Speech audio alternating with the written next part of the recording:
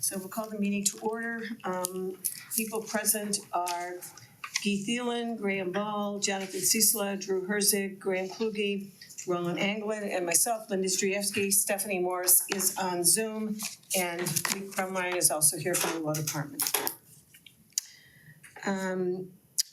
First item we have is the approval of the minutes of March 20. We don't yet have a draft for March 27. So do I have a motion to approve the minutes? So moved. Seconded. Any discussion? All in favor? Aye. Any opposed? Okay, thank you. Any comments or changes on the agenda? Okay, hearing none. I see we have some guests here tonight, so if anybody would like to make a comment, each speaker is limited to 3 minutes. And at this point in the meeting, we have 10 minutes for public comment, and then we have more time for public comment at the end. So let's see how we do. How many of you would like to speak?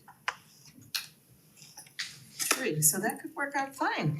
Okay, whoever wants to go first, you can move over here so we can see and hear you better, and you'll have 3 minutes to make your comments. Don't be bashful. Okay, I'll go.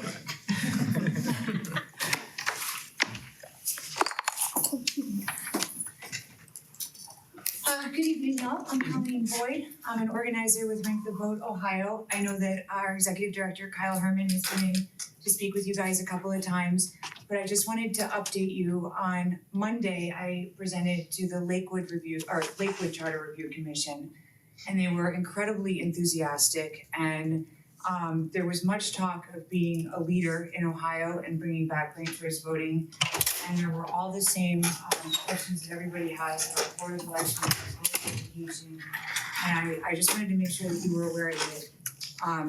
Lakewood is really considering this. So with the movement in University Heights and in Lakewood, you guys could all really grab hands and move forward together, which would be really powerful for Cuyahoga and just make any changes or transition that much easier.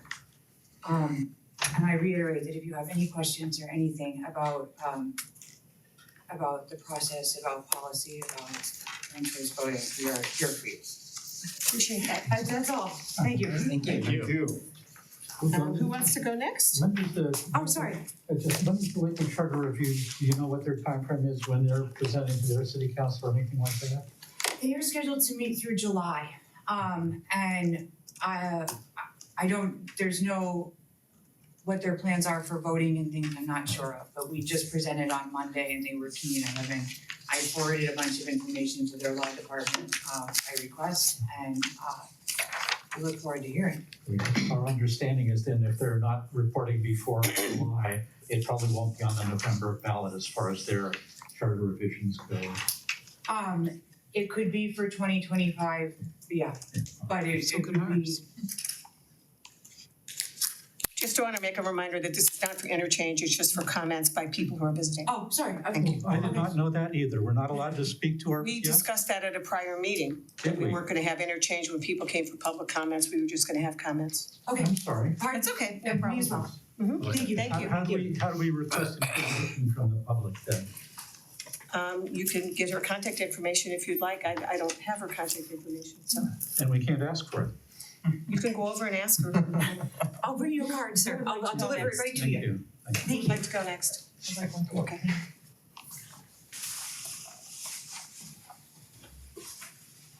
Hello, my name is Michael Steer. I reside at 2116 Ren Rock Road. I'm here also to advocate for ranked choice voting. I would love to see our city become a leader on this. We do on so many other issues. So us on the east side, like Lakewood on the west side, I feel like that could really bring attention to this issue on a statewide level. Obviously, the benefits of ranked choice voting system are most great at a national and statewide level, but it also would benefit us here at the municipal level, especially since a lot of people who vote strategically do that based off of polling, which we have very little of at this local level. And ranked choice voting shines most brightly in races where there are many candidates, which we have here at the local level. We don't have primaries because well, there's not really we don't really have two competitive parties in this municipality. So instituting ranked choice voting would make our elections much more seamless, I believe. I don't have a lot more to say. I would talk to the city council when they consider this. But if you'd like to contact me, I can leave you with my information. Thank you very much. Thank you. Appreciate you coming, Michael. We're allowed to say thank you, right? Who would like to go next?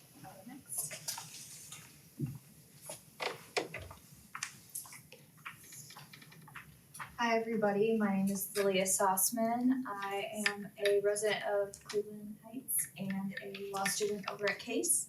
I'm also here to speak in favor of ranked choice voting. I think it would be a wonderful step in the right direction if you guys would agree to introduce it. There are studies out of several states, Michigan, Minnesota, Iowa, that show that it increases voter turnout, especially for young people and people of groups of racial inequality and lower socioeconomic status. And I think that would be really great to get all those people more involved in their government. I also think it would be an amazing step if we all took it together with Lakewood and University. And I think we could reinstate it in Ohio maybe. I think it would be really awesome if we could get it at a state level. It could really shake things up and change things, and we could be leaders here to start that movement. Thank you. Thank you. Thanks very much. If you want to get a contact information, I'm sure and give it to me. Does anybody else want to comment? Okay, thank you all very much. Okay, so next item on the agenda is just sort of our standing old business, one of which is the our plans to have some extra meetings. I want to just remind commission members that for people have volunteered to provide drafts on various subjects, but in most cases, I don't know when you expect to provide your drafts, so I'd appreciate it if you could let me know when you're going to be ready so we can make good use of our time as we map out the agendas for the upcoming meetings. Any questions on that? Okay. You know, I guess my thought with it, like I noticed we have some drafts now and we talked before and we're talking now. So I haven't really been in a rush to throw a deadline out. Do you think it would be good to just aim for something and then we'll collect what we get in and just do it as we can? I think Or if my we wanna thought, yeah, I think my thought is that it probably would be a good idea, if possible, for people to prepare whatever sections they offer to prepare and have them available for everybody so that we can better map out what we can cover at each meeting. I think that may help, and hopefully in the next couple of meetings, we'll be able to cover a good amount of ground now that we're really focusing hard on language and specific provisions to discuss. Anybody else have any thoughts about that? I think when somebody has said, I'll be meeting this deadline and submits it, it should be prioritized in the agenda rather than regularly kind of being bumped down. Just because if you ask for when you're gonna have this ready and somebody says, I'm gonna have it ready by this date, and they have it ready by this date, I think that should be rewarded somehow. Oh, I appreciate that. I think one of the challenges just is that sometimes when we have items on the agenda, it's hard to anticipate how much time we're going to need. So I do appreciate the time that people put into preparing and to getting something submitted. But if we're trying to address things and make some decisions, it's kind of hard if we cut off discussion before people feel like they've had an opportunity to discuss the item. And we may experience that tonight, but we'll see how we proceed here. In terms of our messages, we've gotten several emails this week. One of them relates to a different approach to filling city council vacancies. And then there were 5 that related to support for ranked choice voting. Those are all in the Dropbox. I would suggest that we can discuss the one that related to city council vacancies at a future meeting rather than do it tonight, because we have so many things stacked up tonight that have already been postponed from earlier meetings. But you can certainly look at them all in the Dropbox. They were also emailed, Lee emailed them all to us. Okay. And I did not receive them. Okay. You might want to send it to the Gmail as well, Lee, because Okay, I'm I just can do not that. getting those. All five, I believe, were in support of Yes, ranked they choice were. voting. Wait, so is it 5 plus the 1? Yes, Okay, total thank of you. 6. I'm like, I didn't count, so I was like, just somebody tell me. It's okay. We have, Lee, did you print out the responses on the issues? From the legal department? Yeah, It's in here. Yeah, it's this thing. yeah, so appreciate this information. And again, my thought is that we should defer this to the next meeting in favor of the things that we had already planned to discuss tonight, but how do you all feel about that? It's gonna take a lot of time. I'd like to defer definitely because I'm not gonna get, I'd like to know more about it and read it before. Yeah, Okay. I skimmed it, but wasn't able to really thoroughly engage. Well, we can hold that. Actually, that leads to a good question. Do you know, Lee, if that last outstanding question, when it might be addressed or? Soon, I think. Okay. Yeah. Cause it all at once, so I was just thinking out loud, like, Mm-hmm, if we do this and then get the one, we might just be able to do them all at once. okay. Can I ask, would there be my opinion would be that we probably should give attention to these answers as a priority because they could have had the rest of the things that we're discussing and, you know what I mean, just in terms of what we have to do.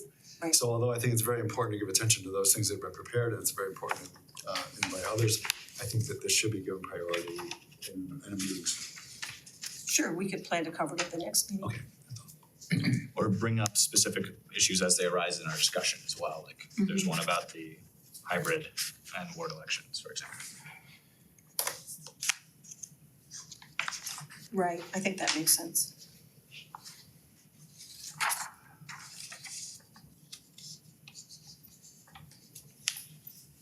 Anybody else have a thought about that?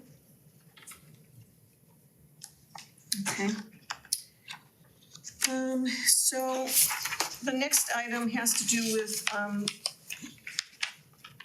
consideration of our charter amendment buckets, but I don't think we need to do anything on that tonight unless somebody has something pressing they wanna raise. I was under the impression that was one of those, we talked about it, we were all good.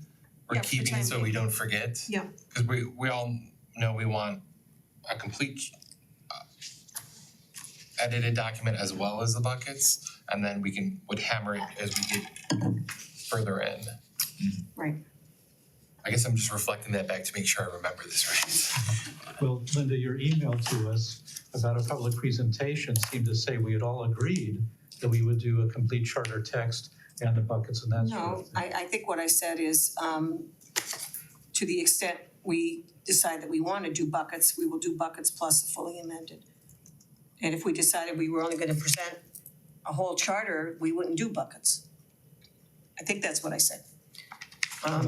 Because I thought, I could be wrong about this, but I thought, you listed 3 things saying we need to have these in place for our final public presentation, and they were buckets, complete charter text, and I forget what the third one was. unless I had a typo, Well, isn't I that what thought we what I agreed to? said, I thought what I said We is actually assuming. haven't agreed to it, it's still up for debate. I thought what I said in my email was assuming we agree on buckets, then we will have buckets. But didn't we agree on buckets? We agreed, but I think our open item was we may tinker with what's in different buckets. Right. But we agree on the concept of buckets plus charter. I think we did, but I'd have to go back and look at I mean, that's my understanding is we did, cause We had an official vote about it. Yeah, we did. we like to talk about this a lot. Yeah. All right. So we're now into item 7. So as we discussed in some previous meetings, we're gonna vote tonight on whether we want to recommend a charter amendment on ranked choice voting and a charter amendment on how we elect city council. So we have had some discussion about these. We also had some discussion about them in our public input meeting, which was helpful. We did our kind of informal take a temperature vote, and we had discussion then of the pros and cons. So the purpose of the discussion tonight is to let people have a chance to express their views before we take a vote. The first one up is ranked choice voting. So who'd like to go first on that? I would. I have some. Period. Handouts. You have feelings about ranked choice voting? Here you go, guys. Yes. Oh, awesome. I'll pass it on. Yes. And even though when we took our temperature at 2 or 3 meetings ago, we did not really have discussion because I specifically was cut off from saying what I felt about our CV. So I just want to use that as a preamble. I just want us to take a few minutes of your time. That's one of the reasons I wrote this, so I could go more quickly. Okay, so there are numerous advantages to RCV that bear some emphasis. What I'll try to do is be brief and stick to attributes of RCV that you may not know or that you may not believe. So just the very basic ones. It's more democratic. Rank ordering your choices is the most precise barometer of voter opinion. It's easy to use. It's easy to use because it's intuitive. You rank your choices. And in fact, Boulder's 2023 RCV implementation was so smooth and so efficient that the governor of the state endorsed RCV as a result of the smoothness and the efficiency of the election. Campaigns are cheaper because those elected need only get top support from a healthy size group and secondary support from a good number to push them over the line to victory. Increases voter satisfaction and therefore participation. And here's some statistics. 95% of voters get one of their top 3 choices elected, a vast contrast to winner-take-all elections where as many as 49% are disenfranchised. 70% of the Boulder 2023 City Council voters said they were satisfied with their voting experience. Experience also shows that voters easily get it. So there's no need for an extensive education program. 95% in New York City said it was simple, and 77% of them wanted to keep it. This is the 2023 elections. 92% in Minneapolis thought it was simple, 85% in Atlanta, 86% of Boulder voters said it was easy to complete their ballot. And so I think it's very clear that it's easy to use. As disenfranchisement and alienation from the current political environment grow, RCV offers a new way for people to participate and a new satisfaction. RCV fosters cooperation and civility in an increasingly hostile and polarized political climate. In Portland, Maine, the newly elected mayor said the campaign was, quote, civil, and it's what this city deserves, unquote. And in Cleveland Heights, why do we need it? It fosters cooperation and working together at every level, which ultimately persists in the day-to-day interactions of legislators because they have worked together to get elected. And I think a good example of that is Jim Petrus and Gil Larson worked closely together to get elected, and they continue to work closely together. It also increases engagement in the political process. As for the obverse, that we don't need it in Cleveland Heights, I would argue that Cleveland Heights is not immune from or unaffected by what is happening in the larger political world. Lack of civility and distrust and hostility and inappropriate behavior are as much a part of our political discourse as anywhere else. RCV changes the rules of the game from competition to cooperation, from rancor to civility. We are a city that purports or aspires to be a leader ahead of the rest, especially in the political arena. And RCV's time is coming all over the country. 10 million voters used RCV in 24 cities and counties in 2023 in 70 elections. Voters in seven cities voted yes on RCV. RCV won in 27 out of 27 elections in a row in 2023. It is the fastest growing nonpartisan election reform in the nation. The Lakewood Charter Review Commission is seriously looking at it, and as you know, the University Heights CRC proposed it to the City Council. We could still be the first, but we won't be if we lose this opportunity to propose it to City Council. In every arena of the civic activity of this city, community activists and leaders are trying mightily to regain a reputation as a cutting-edge community and model for others to emulate. The institution of RCV would go a long way to helping us burnish that sought-after image while increasing democracy and participation and inclusion at the same time. It brings people together, something we strive to achieve but fall far short of in reality. Our people of color population and our Orthodox community, whose inclusion is less than ideal, would be brought smack dab into the political process, proportionate to their numbers and inclinations. There's been a lot of talk about districts in the community, not so much among us, but in the community. And I would suggest that RCV obviates the felt need for districts and goes several steps further in electing people who more precisely represent voter opinion. RCV delivers a legislative body that is truly representative of every significant sector of the community. If women or the LGBTQ community or the Orthodox community or progressives or conservatives or Republicans or people of color get together behind a candidate, that person will be elected, and those populations do not have to live in one geographic area to vote for their favorite candidate. Community activists and leaders can get elected without having to spend a lot of money because they are known and supported by a significant sector of the community. For us to propose RCV as one of our buckets by no means guarantees its appearance on the ballot, but it is a start. It is a gesture that we, the Charter Review Commission, think is worth serious consideration. For City Council to approve it and to put it on the ballot is a high bar, but if we don't start the ball rolling, we will be once again behind the curve and missing a great opportunity. The campaign to pass it, once it gets on the ballot, whenever that may be, gives Cleveland Heights a great opportunity to talk about democracy and why we need it, as well as an opportunity to do in Cleveland Heights what so many of us have wanted but have been unable to achieve: a true integration of our community, a true way to unify us around the things that we share, rather than focus on what divides us or retreat to the safe place of those who look like us. And that is a real reason why we need it here. We have achieved the goal of welcoming all, but the second step of being truly integrated into everything we do as a community has eluded us. RCV is an important way to help us achieve true integration of everyone's ideas, approaches, and cultures through their communication and expression in our legislative body and in the cooperative process of the campaigns to get there. I would hope that we take a little more time to study this way of electing council members before we vote. And I can provide supporting documentation and a lot more than what I've actually just said. Thank you. Thanks, Thank you. Good job. Yeah. Thank you for taking the time to put that together. Mary, can you send me a copy by email so we have that for our Sure. records? Yeah. Thank you. Anybody else have comments you wanna make? Sure. I feel in these large changes, our job here is to let the voters decide, which means to forward it to the council, and hopefully the council will approve it to put it on the ballot. It's not our job to preempt the voters. Something like this that I feel expands democracy should be part of the democratic process, which means forwarding it to the voters. So for us to stifle it at this level is anti-democratic. We need to, I believe, put it into a bucket, charter, get some text kind of thing, put it to the council. Hopefully the community will rally around and urge the council to get this on the ballot.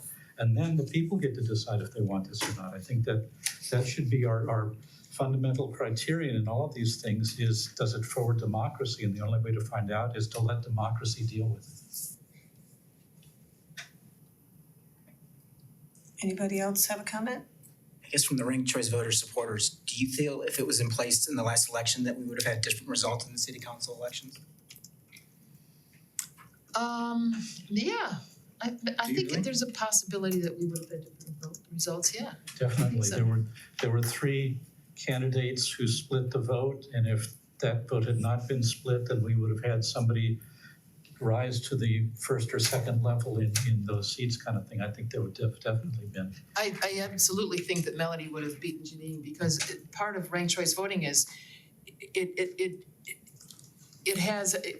weights people, if there's a group of people who are really strongly in favor of somebody, and that was true of Melody, and it wasn't true of Janine. Janine was a well-known name, and she didn't run a campaign at all. She spent $400 for 50 yard signs. She didn't run a campaign, so she wasn't out, and Melody, by contrast, was at every civic event, at the whole campaign. She worked her butt off, and she lost to somebody who didn't literally lift a finger. And I think ranked choice voting would have put Melody in there. I really do. Also there were 2 other candidates, and I think they also split that vote. Right. That if they hadn't, if their votes had been moved up in the ranked choice voting process, then we would have definitely had different results. Yeah, I think it's an interesting question, but I think it's purely speculation. We have no idea. True. Yeah, that's speculation. Well, Gore would have beaten Bush in 2000 for sure. Well, he did actually. Yeah, that's true. I think that's an issue. Oh, sorry, if you're Well, no, I was just gonna say, I guess I'm not looking to, if I'm gonna recommend something into the charter, I want it to have a practical effect on an outcome. I want the city government to be able to use what's in the charter to then improve the city. And if it's not gonna have a practical effect on the populace, I guess I'm disinclined to include it. So that was my position. If it's not gonna make a change, if it's not gonna have an effect, if it's a do good, feel good kind of thing, I'm not gonna put that in the charter. I just don't feel it's necessary. I guess in that regard, I'm more conservative to try to limit what we're gonna put before city council because I wanna put the strongest things that we feel will make the most difference in the end. And I wanna focus on a handful of issues that we think can get passed. Well, it isn't a do good, feel good thing at all. I mean, I think what the last election shows that it would have made it. I mean, I think it shows that there's a good chance that it would have made a difference. We can't rerun the election, but you know, I mean, it really is the best way, the very best way to elicit voter opinion. So if you are voting, you know, so it does yield different results. There was the election, and I think Boulder, one of the elections in the 2023, which was lauded, I think it was the Boulder election, a come from behind candidate actually won because of the transference of votes after the most. So I mean, I think it definitely makes a difference in political outcomes. Also, at our public presentation, my feeling was that just about every table was enthusiastic about the idea, whether or not yours wasn't. It was very low. I don't think enthusiastic is the right word, from what I heard. They were indifferent. At least at My table was quite, not very, but quite enthusiastic, I toured the tables and what I would say there was a great emphasis on trying to understand it. There were some people who understood it and they were very much in favor of it, right? But there was also there were many people who weren't clear on what did it really mean and how would it really work and all the rest of it. So I think there was somebody who was actually opposed as I toured the tables, and someone actually expressed opposition, but just one person. So there wasn't much in the way of opposition to it. It was just unfamiliarity. Okay, it's unfamiliarity. Maybe that. I have a question about where those who are in favor of it, okay, here in the commission, there's the mayor, there's council, and there's a judge. We don't judge. Let's just say mayor and council. So is it your idea that it would apply to the mayor's office and the council office, well, and the judge's office if there was, if there was more than one candidate, or would you thinking in terms of get started light and easy? Let's start with the mayor. Let's start with council. Let's start with what would you actually be saying you want to support? Well, I'd like to start with council actually, but I mean, I think people think it's simpler to start with mayor. I think its beauty and its elegance and its precise representation of where the voters are is best illustrated in a city council election, in that bottom city council election. But it certainly could, I mean, I'd like to see us present it to the community for their, to see if I would be open to, not the judicial race necessarily, but the mayor and the council. And once we decide, I mean, I've been working on that, Harriet's been working on that, but Linda said, let's wait and decide if we want to include that in our list of charter amendments before you go any farther. So I've been consulting with Kyle and some others about language that would just cover the mayor. Harriet's working on a more comprehensive thing, but it's, for me at least, it's sort of on hold until tonight's decision. Anybody else have comments you wanna make? Roland, Jonathan, Stephanie, do you have any comments you wanna make?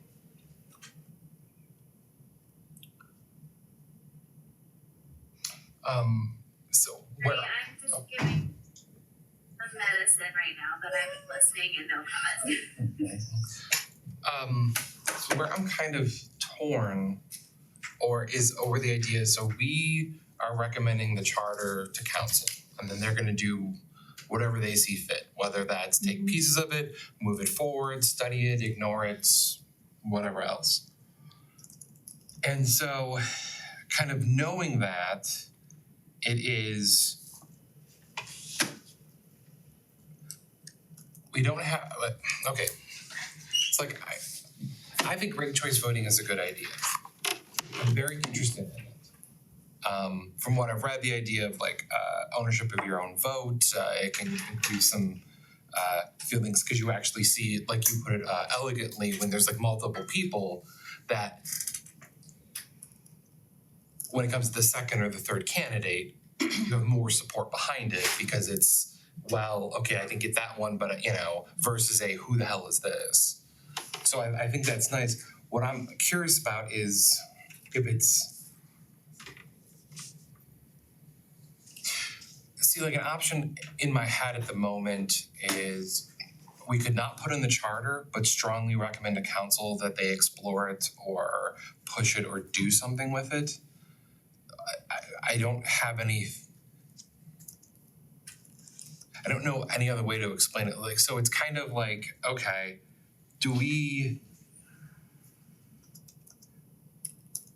will we do it well enough that the council would have something they can move forward kind of to ballot with? Or is it more of a, hey, council, this is a really good idea, people want it, develop the legislation yourself or amendment and then put it forward? And that's just kind of where I am. It's where to put it, what to do with it, if it makes sense. I don't have anything clear. I'm just, that's what's going on.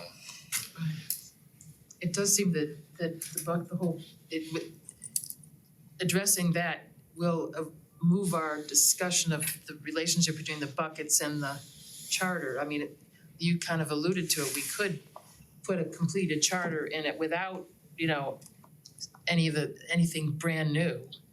And then we could add buckets, with, that's a possible. I mean, again, what the relationship between the buckets and the whole document that we submit is, we haven't exactly figured out, but we might consider doing the sort of amending and correcting and improving the current charter we have, which would also include buckets, but then there could be other buckets. Kind of like what University Heights did. They put ranked choice voting in there, I guess, their charter, but there were, like their district issue was a separate, was that like a bucket, the district thing? It was they were all separate proposals. Separate proposals. That ward one just didn't pass. It didn't pass the charter review, yeah.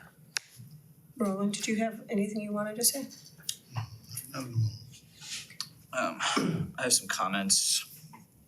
I think that if we go forward with it, it would make sense to apply it to all municipal elections because having two systems of electing people within the city I feel like that would be more confusing, and I think the goal here would be to reduce confusion.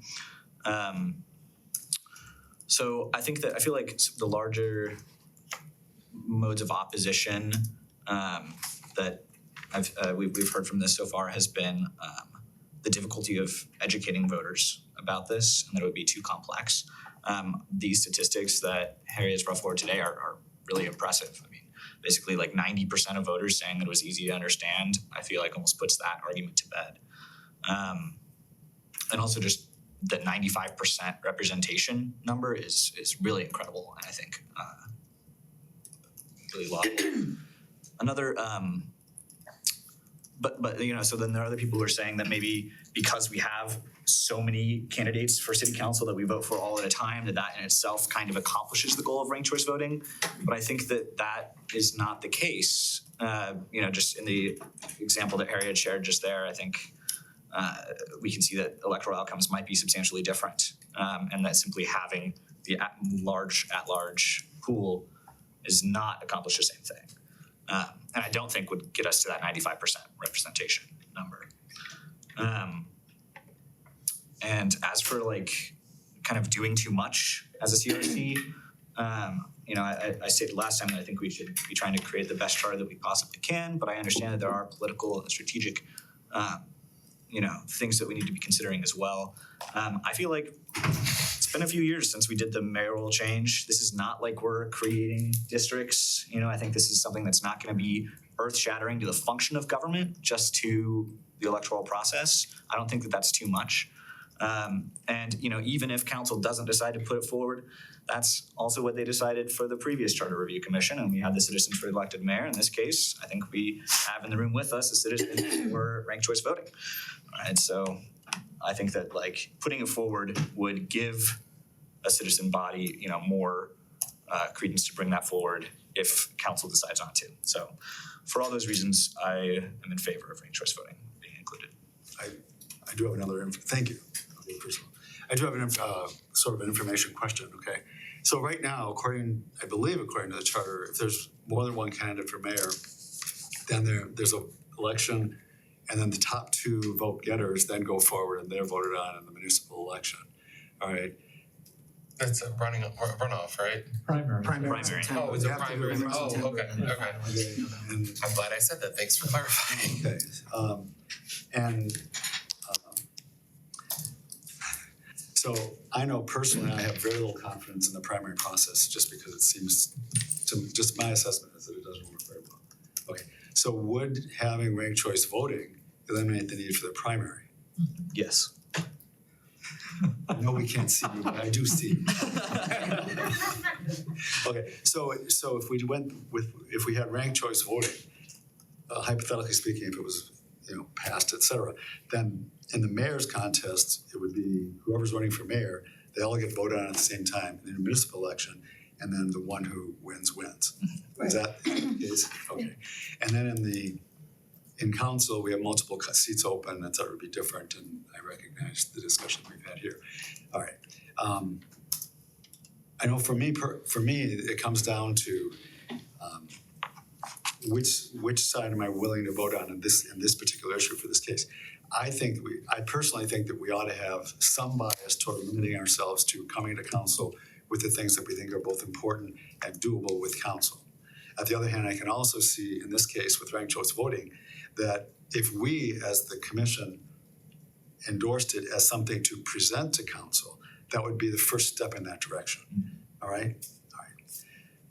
So those are my considerations. I will say that ranked choice voting makes the most sense that I can imagine in terms, generally speaking. You know, I mean, so very much in favor of that. But I'm going to be quiet for a minute and think because I don't know where I'm going to land.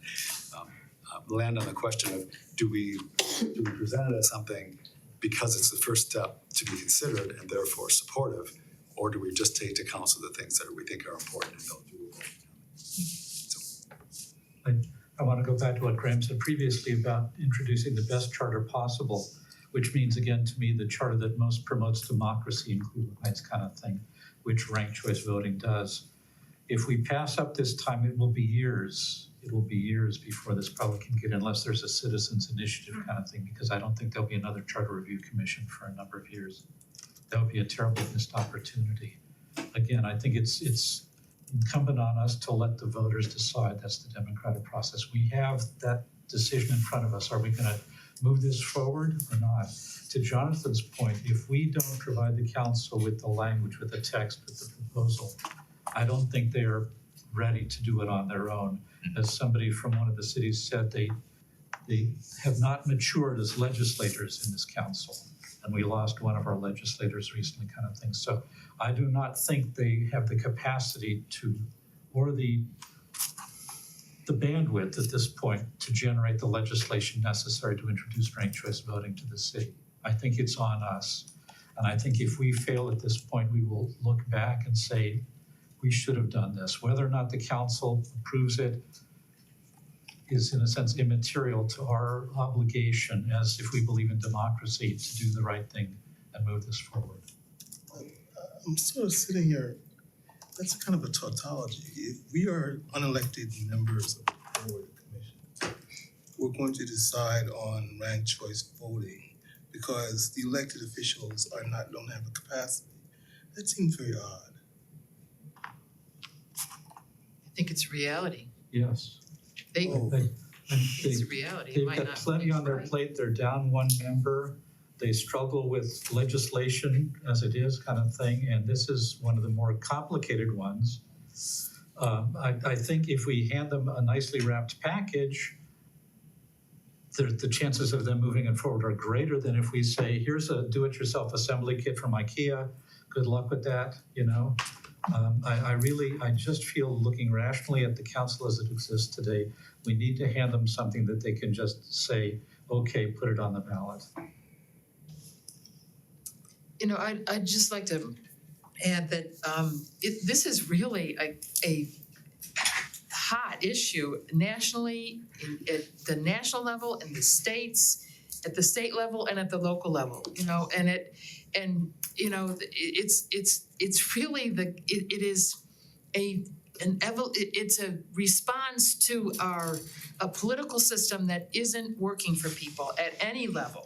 Now, you know, I want to avoid the national focus on the national or even the states, because I think people in Cleveland Heights, people at this table have expressed, we don't need it. We're better than that. We're all, you know, we're all Democrats anyway, so what's the difference? But that isn't the case. I think, you know, I think it in the long run it improves, it makes it for a healthier context in which politics takes place. It underscores, it emphasizes, it gradually completely moves the context from a hostile context to a cooperative context. And it does that starting with the way you have to get elected, but it carries over into the way that you function. And it also brings in people in a different way. Brings in marginalized people or people who don't participate in a new way. And it's people are realizing this all over the country. It's going on, and I've got all kind of, I didn't list the cities, but it's cities of similar size to ours. And it's also big cities. So it's really the coming, sort of the evolution of small d democracy. And for us not to study it and to study it carefully and consider it carefully we'd be remiss. It's a wave. I'm agnostic, but let me ask a couple questions just to see if I can wrap my mind around it. Would the ranked choice voting help with the current situation that I'm told is dysfunctional?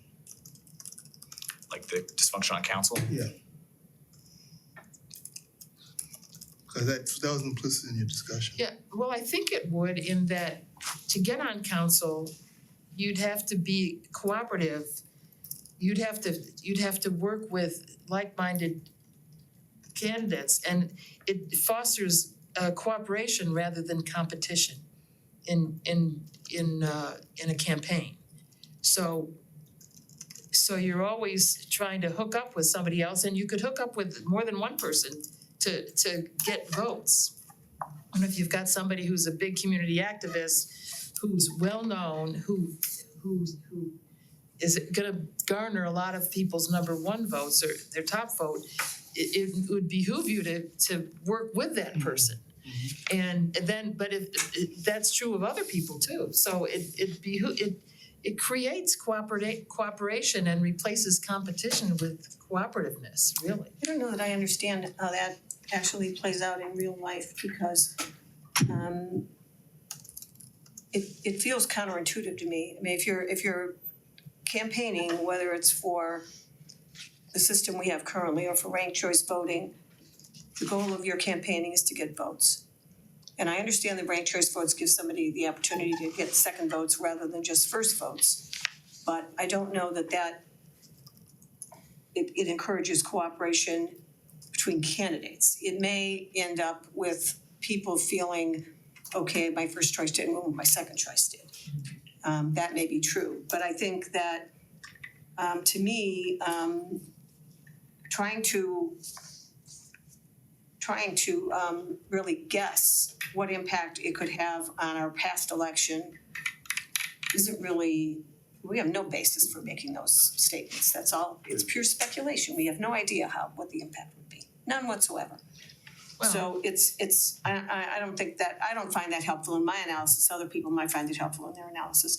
But I think what I do think is, and I agree with what Craig said, that I think what I see, and I said this before, but I think what I see is our main purpose for this group, our main mission is to help make the charter function, given our new elected form of government. Because although it's been in place for a couple of years, it hasn't had all the pieces, parts it needs to function correctly. So we know that partly that's because the folks who were drafting the ballot initiative to put into place an elected mayor didn't have the latitude to do that for many reasons. But we know that there are gaps that we're trying to fill. And I personally think that the city will benefit by having the form of government sorted out and get that in place so that people can work with that. And I don't see a compelling reason to add on to that the ranked choice voting. Because I think that city council has enough to do to get their heads around the form of government issues.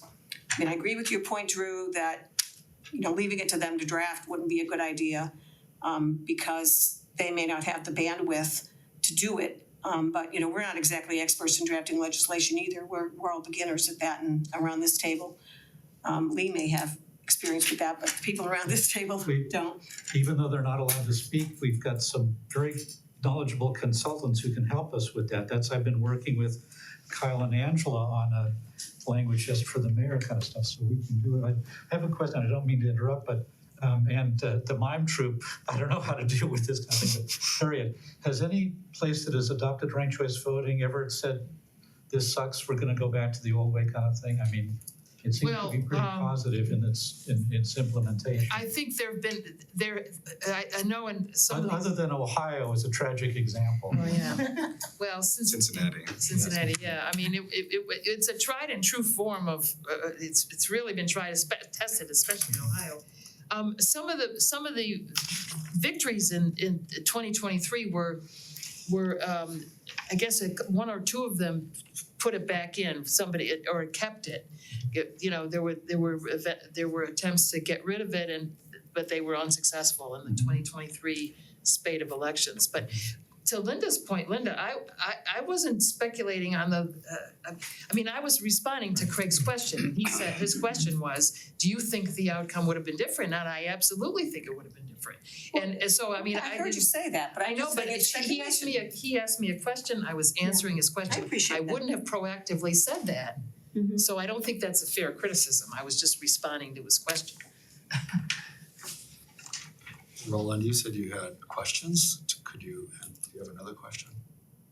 I don't have another question really, but I would put a question on the table. I still don't understand what are we solving for with ranked choice voting. What is the problem here in Cleveland Heights? And I guess that was my, I'm sorry. No, go ahead. And I guess that was my point. I think our city government is pretty reflective of our city as a whole. And I don't think the ranked choice voting would change that, expand that. Well, I can give you an answer to that. It might be an answer that progressives might not like, but I can tell you what, if we had ranked choice voting, we would always have an Orthodox member of city council. And 2 Republicans. It's a third of our One. population. One. It's a third of our population. Oh, a third of our population is Republican. Every Well, precinct in at least one. Cleveland Heights. That's still more than we have now. So at least Voted. one. More than 90% for Joe Biden, except 2. Mine, which was 71% for Joe Biden, and the Orthodox precinct below me, which Trump won. But quite honestly, the only 2 precincts where there was any substantial vote for Trump were the 2 Orthodox precincts. So yeah, you would get, well, the Orthodox One person would Orthodox probably and be. one Republican. Yeah, We previously had an Orthodox member of council. we did, but we don't now, and we didn't before.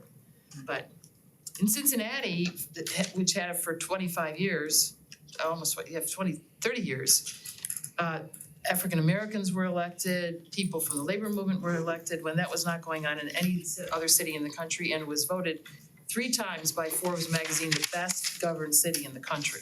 So that does speak to, I think, some of Craig's and Linda's objections and answers your question. it makes government function better. It just makes it function better and it's more representative, it's more cooperative, and time has borne those things out. Those are not opinions, that's actually fact. And so I think according, along with Drew, we should, it's our obligation to put forward the best charter we can. Well, and if we believe in democracy, we should let the people decide, I mean, really, that's the core of it, to suppress this at this level rather than saying, we may not see the problem itself, but other people. This is a record I have a problem with suppressing. I don't think we're suppressing anything. No, we're not. I think if we wanted ranked choice voting the way we wanted the mayor, there would be a group of people out there saying, we want ranked choice voting. I don't see that. You got a mayor. These are invisible. Okay, point of clarification. Public comments during public comment periods. If you wanna have conversations, don't do it at the meeting. It's not invisible. I'm not having a conversation, but it's like. You keep making comments about miming and ignoring. Yeah, exactly, That's because not true. people showed up and then we're hearing that nobody cares about this in Cleveland I Heights. didn't say don't that. get What I'm saying is, Have you been listening to some conversation? I there's disagree. 50,000 people in Cleveland Heights, is that right? 45. 45. I don't think I need to go further. There are 45,000 people. Is this representative? Well, I will say this, that there wasn't really a movement for an elected mayor until the previous charter commission put forward a charter revision that completely ignored that.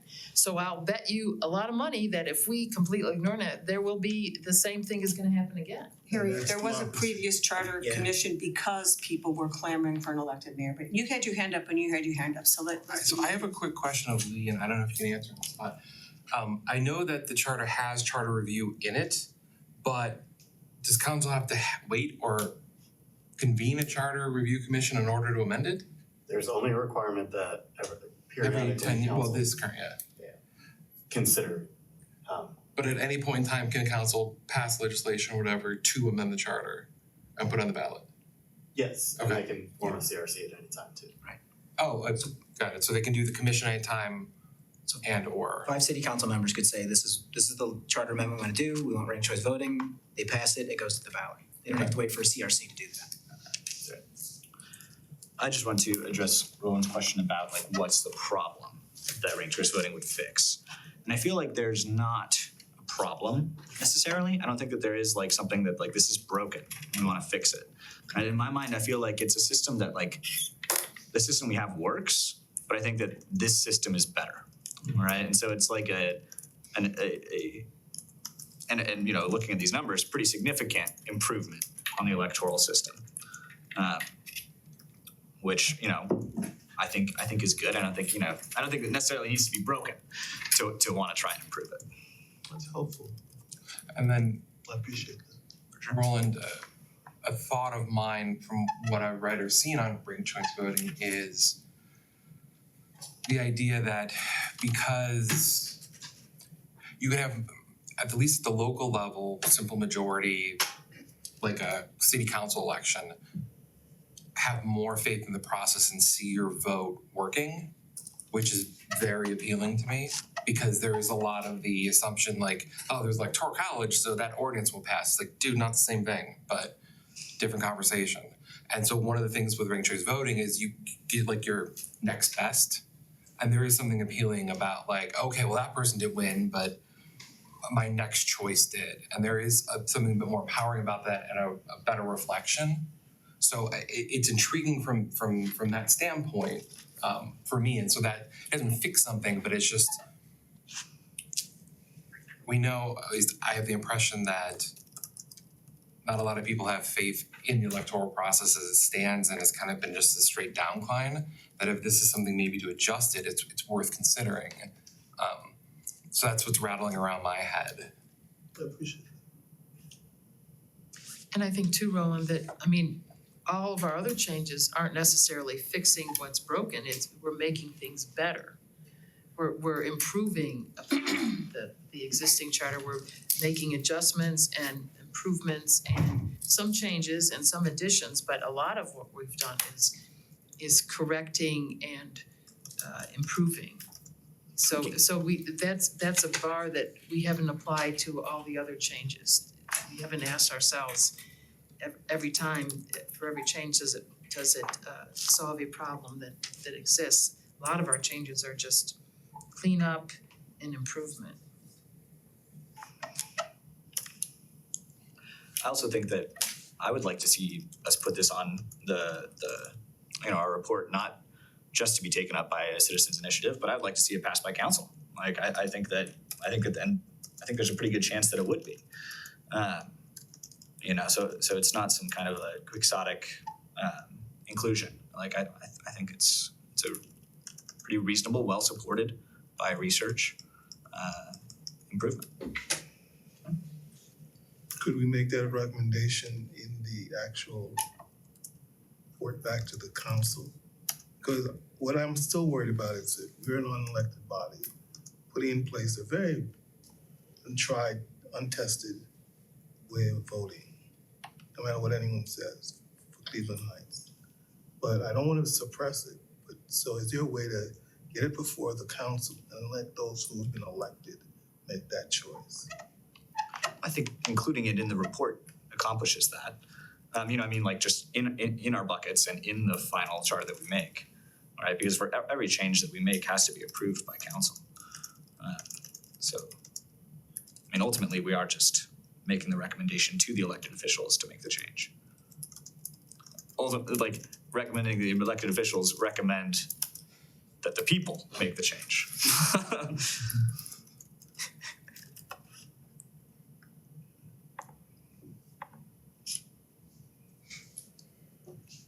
Well, ironically, if this is just an irony of our situation, if we propose changes to the council and they propose changes to the people, it's direct democracy there. That's an example of direct democracy. And everything we're doing, if whatever the council, if the council has a similar attitude to what Drew described, is let the people decide, then that would be the council can limit it, decide not to let the people decide. But if we do, and then they do, it would be a wonderful example of direct democracy. I just want to say that to me, the big deal, one of the biggest questions is it timely for Cleveland Heights to consider, the Cleveland Heights Council to consider moving to ranked choice voting, right? And I just want to again say, first of all, I might be part of a citizens initiative if this doesn't happen, just because I think it's a great deal, great idea, it really helps a lot, et cetera. But when I look at what we're doing, the last couple of weeks or 3 meetings, we spent working on the balance of power issues. And we're really familiar with that, and it makes a lot of sense to us, and it's really comfortable for us. But I don't know how the council is going to see that. And if you're talking about disrupting, like asking them to take their energies to try to figure this kind of thing out, are we asking too much if we give them, look, you council have to become responsible for the executive department organization. Did you realize that? Oh, I didn't know that. I would expect most of them would not think that would be their job. So there's some pretty significant things that we're asking council to take on that they haven't taken on. All right. So my question is this timely as well? Okay, is this something that we should be being responsible commission, bringing to them as well? This repeats somewhat Linda's argument to say that we're trying to get this government that we adopted in a narrow way to work. And all right, and how much do we want to ask the council in this circumstance? So is it timely? Is the question that I have. If anybody wants to offer an opinion that it's timely based on what they know goes on in council meetings, please offer your opinion. I think if we do tee this up to the council, this will be one of the easier lifts in the sense of they will not have to do anything to make this. It'll be the elections board, that sort of thing. they can, and I'm sure if this gets in front of the council, there will be a lot of people coming to speak to the council and urging them to do this. So they will get lots of public support on this. It will be basically saying, okay, let's put it on the ballot. And if it passes, then the election board has to deal with this sort of stuff. So I think it's actually one of the easier lifts. Thank you, Drew. I also just feel like it doesn't deal with form of government, you know, like I think it's, you know, they're like, these will be separate buckets. You know, and I think the council is capable of engaging with these discrete topics. And I don't really feel like it, you know, muddies the water on that because like, I don't know, it just feels, they feel very different, you know. Stephanie, did you want to say something?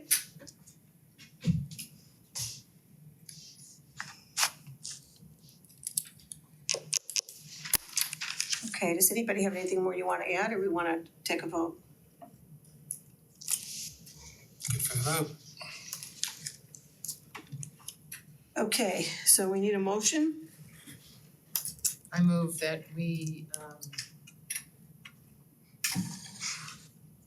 recommend to city council a form of ranked choice voting that we after tonight decide whether it's everything or just in other words, I move that we recommend that city council put on the ballot a ranked choice voting. The specific dimensions of which we have not yet decided. Or to be decided in. Does that cover it for people that will at least say, we're definitely gonna propose a ranked choice voting amendment? Wording, language to be determined, correct? Is that what you're saying? Is that what everybody's hearing? And scope to be determined. I'll second that. What's the scope issue? Well, the scope issue would be whether we do it just for the mayor or we do it for mayor and city council, and you know, the scope of how what applies, I think you made a good point about it's easier to do it across the board, but you know, again, that would be, that certainly hasn't been even really discussed by us, so. So again, everybody understanding that and okay with that, understanding the motion as, I'll still second it. Any further discussion? Okay, I'm gonna suggest that we have a show of hands to show who's in favor. Okay, so we've got Harriet, Drew, Jonathan, Graham, Guy, Craig. Okay. Opposed? Did you vote? I'm gonna abstain. Okay, so I'm a no, and Roland is an abstain. On behalf of. Stephanie, I know you don't get a vote, but do you wanna you know, indicate your opinion one way or the other?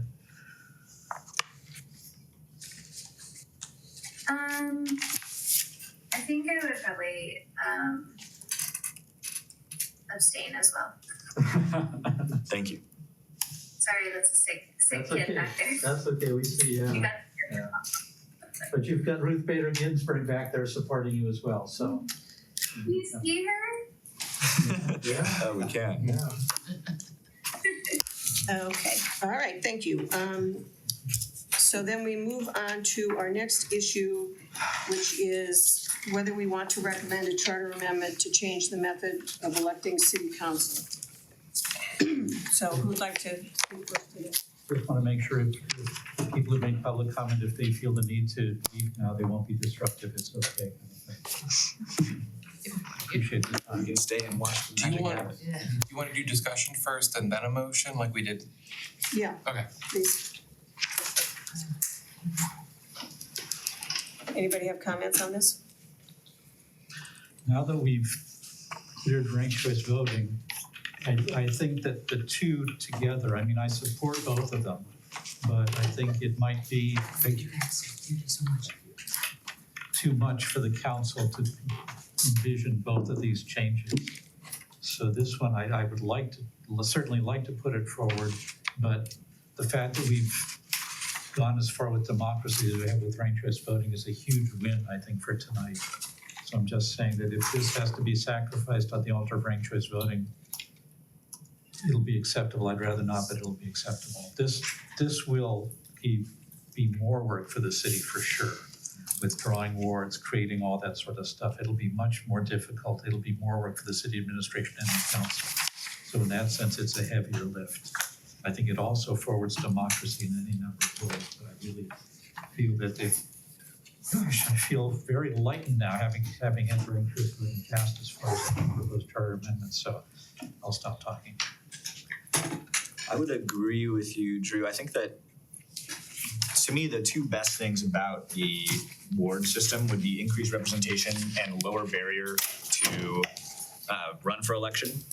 And I think that like the ranked choice voting amendment that we passed accomplishes both of those things in maybe different forms, but and also it would be too complex. I will note that there is a section in the handout from Kevin, which says it's a legal implication for hybrid at-large board elections. What, is it on the first page or? Second page, Okay. fourth box. So I feel like we should probably review that. I haven't read it, but I think it's saying that districting plans may be challenged in court under Section 2 of the Voting Rights Acts, prohibiting voting practices and procedures that discriminate based on race, color, or membership. It says that our at-large election systems are also challenged, so it's the 6 1 half dozen of the other. Okay. And then 4 plus 2.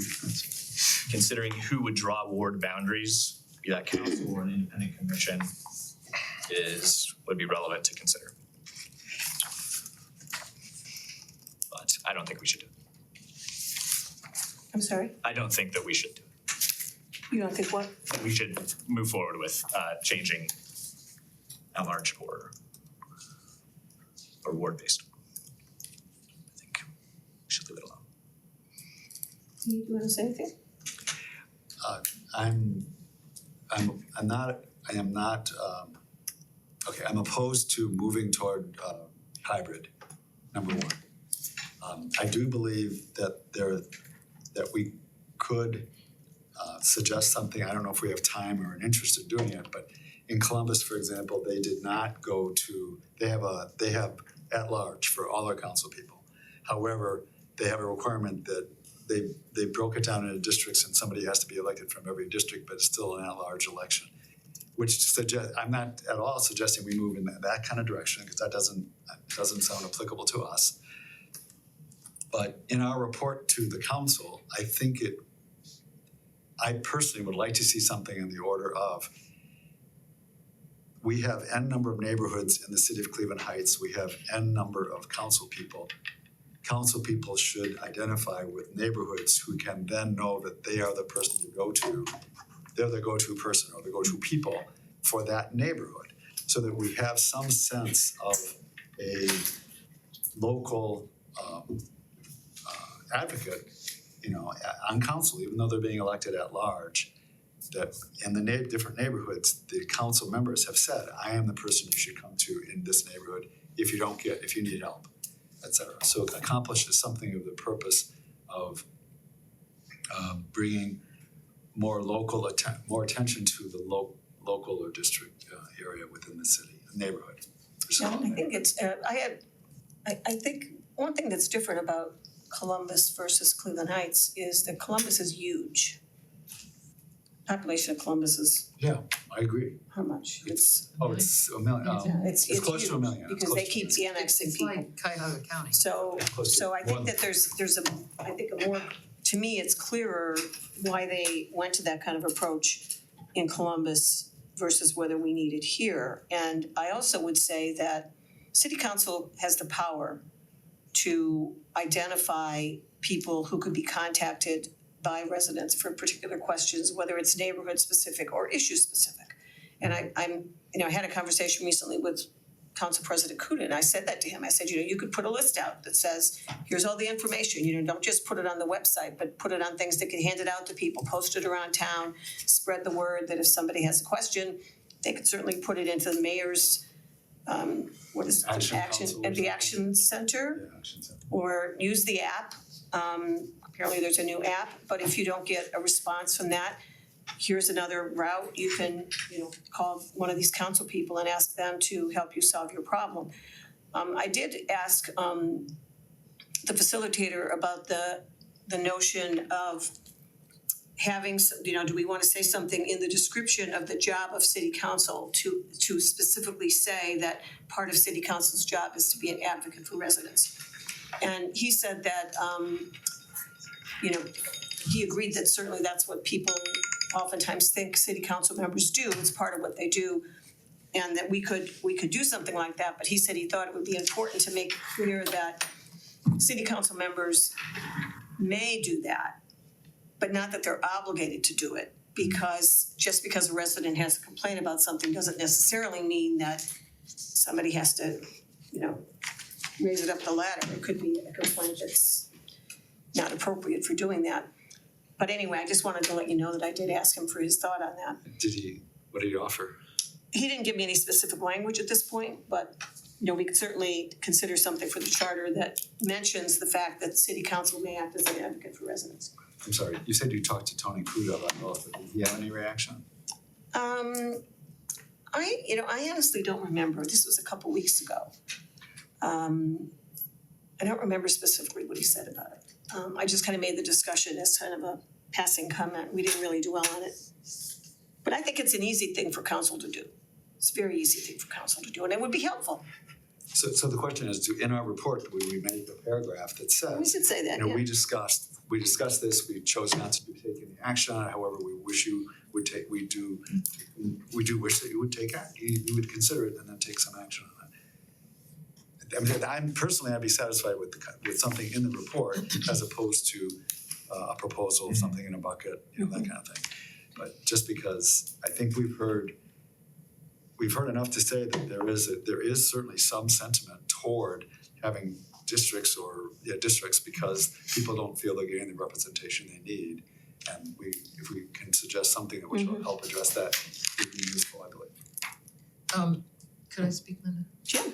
I love the notion that people, it would be nice if council were to do this, and I guess this gets at the notion of we're gonna be putting forward a document, and we're also gonna be doing buckets, and we're also gonna be doing a report. And it seems to me that while I think it is inappropriate for this commission to say you will do this, I think it certainly is a good idea, both not only in terms of geography but issues, because I think the truth of the matter is people like to have their council person.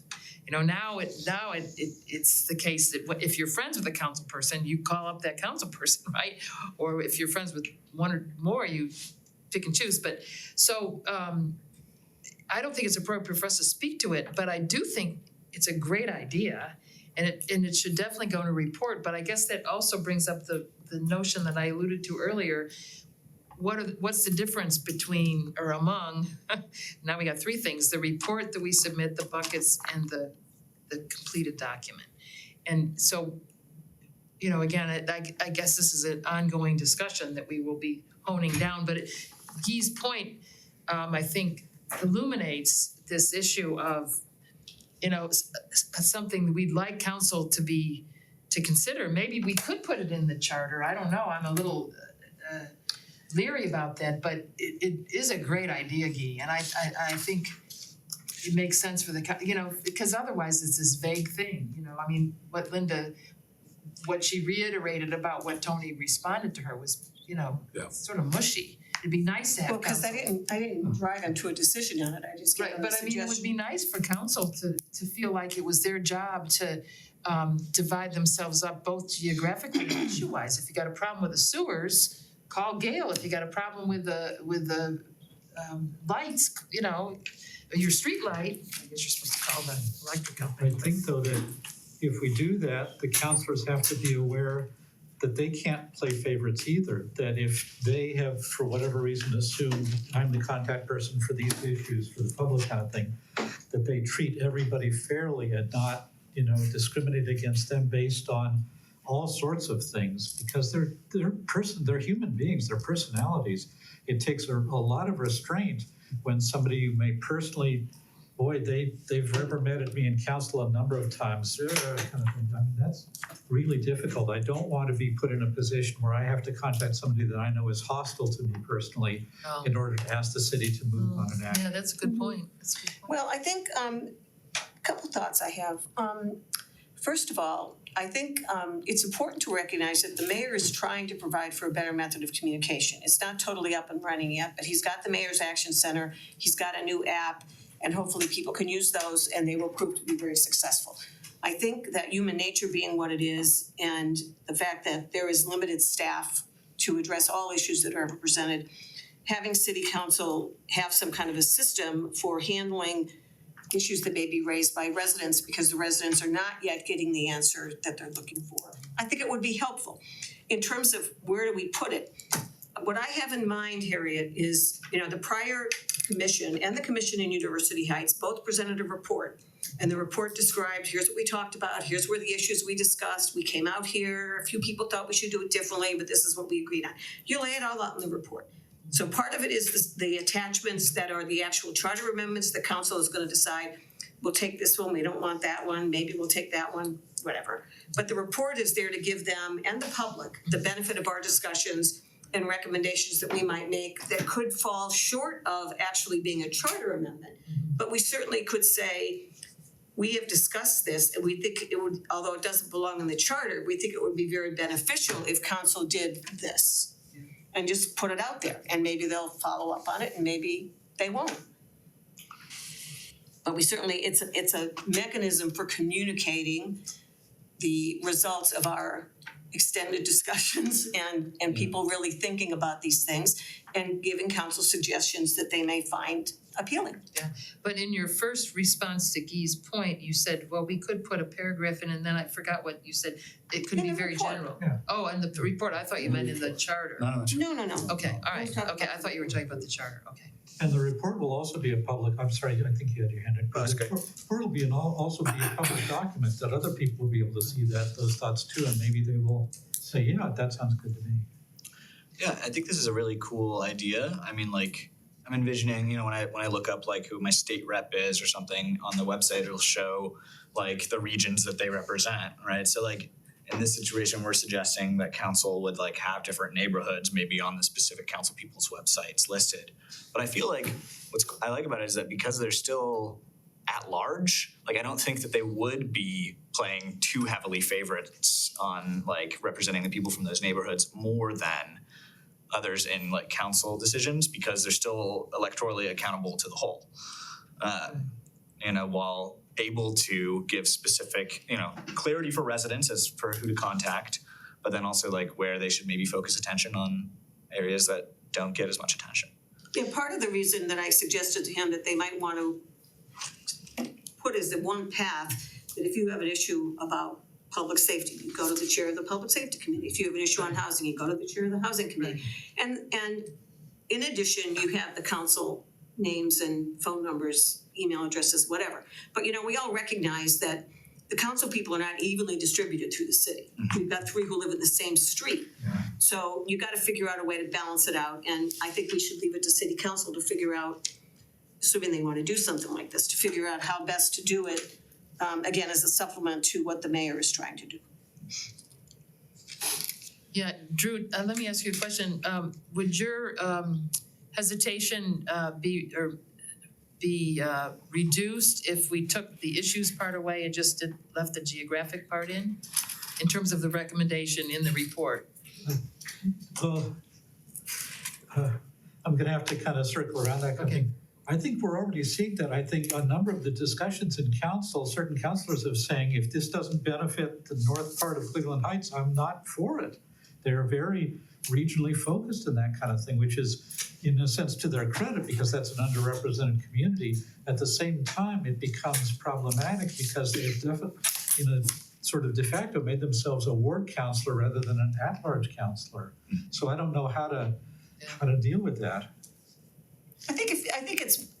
I find it appealing to give people choices, to your point, because on any committee, there isn't just one city council person. There are at least 3, I believe, on every committee.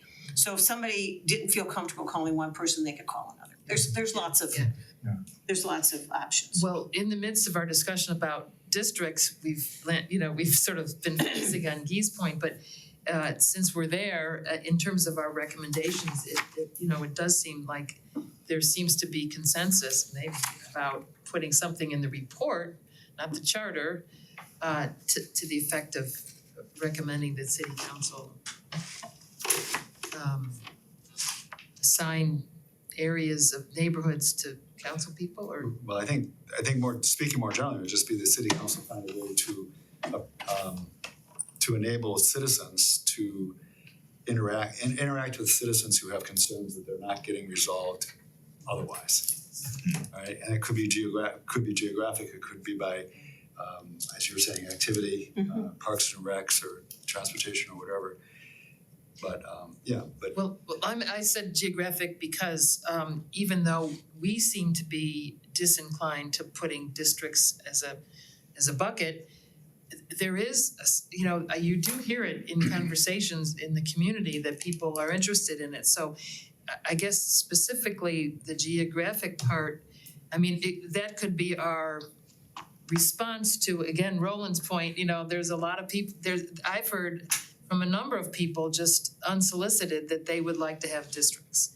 And we don't seem to be inclined, at least we haven't taken the vote yet, but we don't seem to be inclined to be voting for it. So it could be our way of addressing what seems to be a felt need in the community by putting something in the report to the effect that Linda already described. That's why I mentioned go back to the geography part. To move the agenda on, I think either we vote on this particular item or defer it to our next meeting, just to kind of, because we're, 7:20 plus kind of thing, so. Why don't we defer to our next meeting because we have other things that we wanna cover tonight and we have to take a vote on the hybrid versus not. Well, could I suggest that it does be based on our previous discussion and tonight's discussion, I think we should, if we can take the vote, unless people don't want to. I'm just waiting to see if anybody else has anything they wanna say before we go to the vote, because we haven't got all the way around the room. Oh, I see, okay. I thought you were deferring it, I'm sorry. No, I was deferring this question about city council putting out lists of things, Oh, yeah. not on whether we want hybrid. Yeah. If we wanna recommend a different way of electing city council. So did you have anything to say about that? I would agree with what's been said. It does seem, I hadn't thought of it this way, but it seems to be a much heavier lift than say ranked choice voting, and it really would, I think, put a big strain on city council. Although they might just, the other thing, again, speculating, since you've got two of them on one street and three of them in one, what would be one ward, I can't imagine that the city council would actually put this before the voters, because I was working with Lee, who was actually doing most of the work, and he convinced me to, if we did put this in the charter, we would defer it for 4 years so that nobody on the current council would feel that their seat was in jeopardy or anything like that, so they give them lots of lead time to mentally take it in. Again, to me, this favors democracy, people to start on a small basis representing a ward rather than the city at large. I'm really in favor of it, but again, I throughout this, I've been thinking like for this group to recommend both ranked choice voting and a hybrid ward at large council might give this group a hard time on the city council, so. Jonathan? I'm opposed to hybrid method. I have no idea how you could divide without creating an other. Like, a focal point is also a segregated area depending on how you spin it. Right now, any area, geographic location can be divided. It doesn't have to be codified or in the charter. You don't need someone to tell you how to do it. I mean, they could set that up for themselves. And I have a nagging feeling about, when people try to say, well, what about this area or that area? It's like the question I'm not hearing or the information I don't get is, what are you doing to bring those people in? Like, I know so it's like, you can't just keep, it feels like a cop-out to just say, oh, we're at large or this or that. It's like there's a lot of things that could be done in the interim. So I'm particularly just against the hybrid model.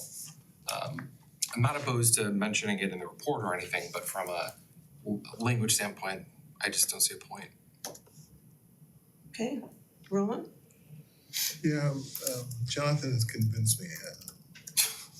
I see, this is where I go back to, I don't have enough information to judge.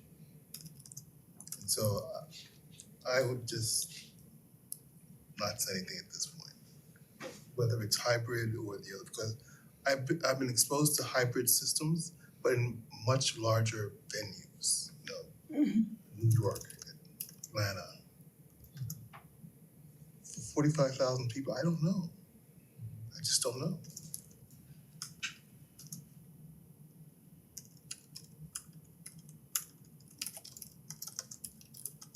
Okay, Greg? I would, at this point, maintain the status quo. I would not go for hybrid or awards. I think asking for ranked choice voting plus everything else we're gonna ask is gonna be a lot. Drew, is there anything you wanted to add, or if you, Stephanie, is there anything you wanna say? I think I would err on the side of sticking with at large and not the hybrid. Okay, thank you. All right, so should we have a motion? I have a motion to not do hybrid. Is it safe to vote on a negative motion? I'm not So sure. we're gonna say no change in how we elect city council?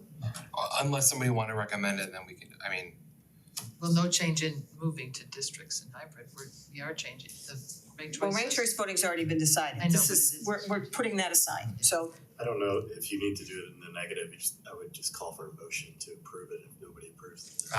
what he said. To approve what? To recommend it, if nobody makes the motion or nobody seconds, then Oh. We can die and. Wait, oh, it just dies, okay. is there any obligation on the person who makes the motion to approve it? No. Okay, so the motion is change to hybrid? Correct, is that, do you No. wanna do that? No, I will make that motion. no. I move that the city council be elected by the hybrid method, 4 wards and 3 at large. Second, Seconded. any further discussion? Call for the question. All in favor, raise your Aye. hand. Aye. Opposed?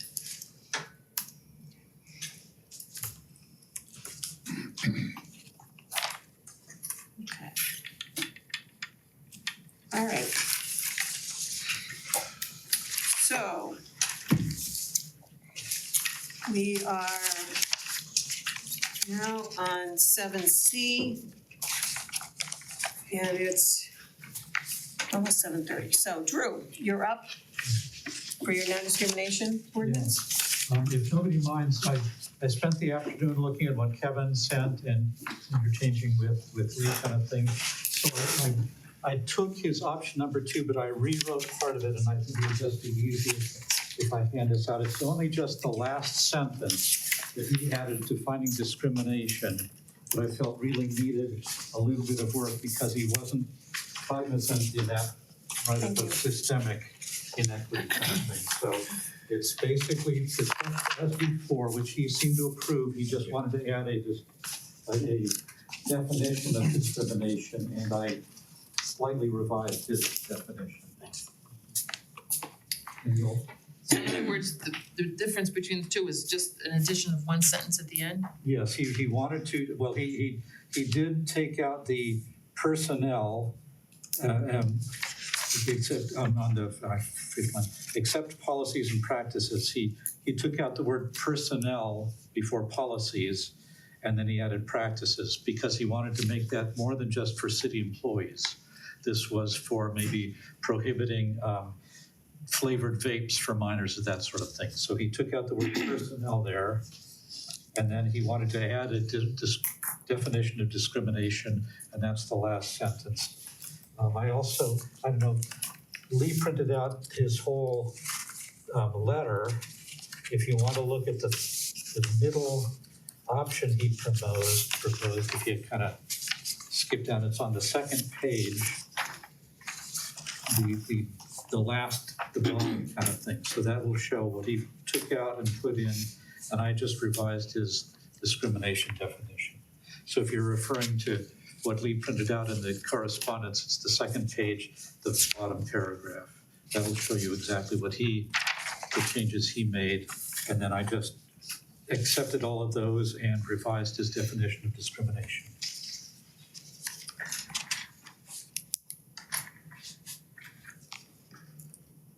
So we'll just give everybody a minute to look at that.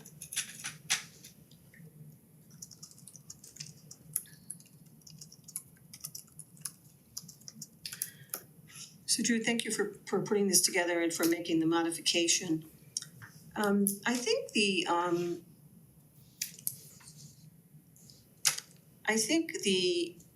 broadness of the provision when it gets into areas beyond city services or employment areas starts to get a little tricky. And I appreciate what you added. But I think that even if you add that based on systemic inequities, the place where I keep stumbling is that I think when we think about discrimination, I tend to think about negative impacts of discrimination. In other words, discrimination that's intended to disadvantage somebody. But discrimination also happens when we try to overcome past inequities by advancing things like diversity, equity, and inclusion programs or things like that. And we've all seen that there's recently been quite a bit of court activity sponsored by people who would like to push back on some of the efforts that we have been engaged in for the last 50 years to try to eventually get to a more level playing field, which we haven't really gotten to in a lot of areas. But I think when you talk about discrimination, meaning action or inaction based on systemic inequities or animus, the systemic inequities part can give somebody a basis for complaining about something that's intended, for instance, to increase diversity.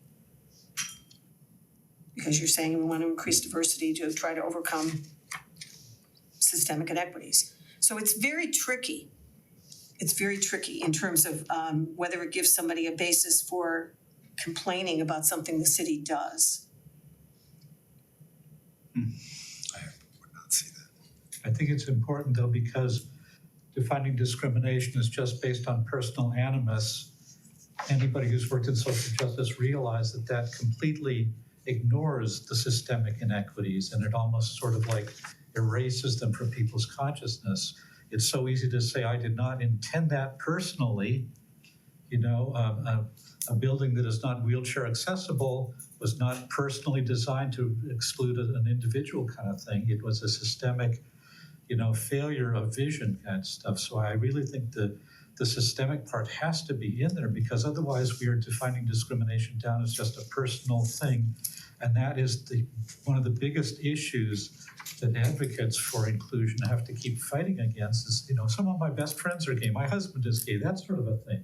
It's like, it's not that. It's like, what are the systemic barriers to full inclusion kind of stuff? So I'm not disputing that. I think you're right when you say that. What I'm saying is that the language we're putting in the charter is going to provide a basis for somebody to complain about the city doing things that we might view as a positive step to try to overcome discrimination.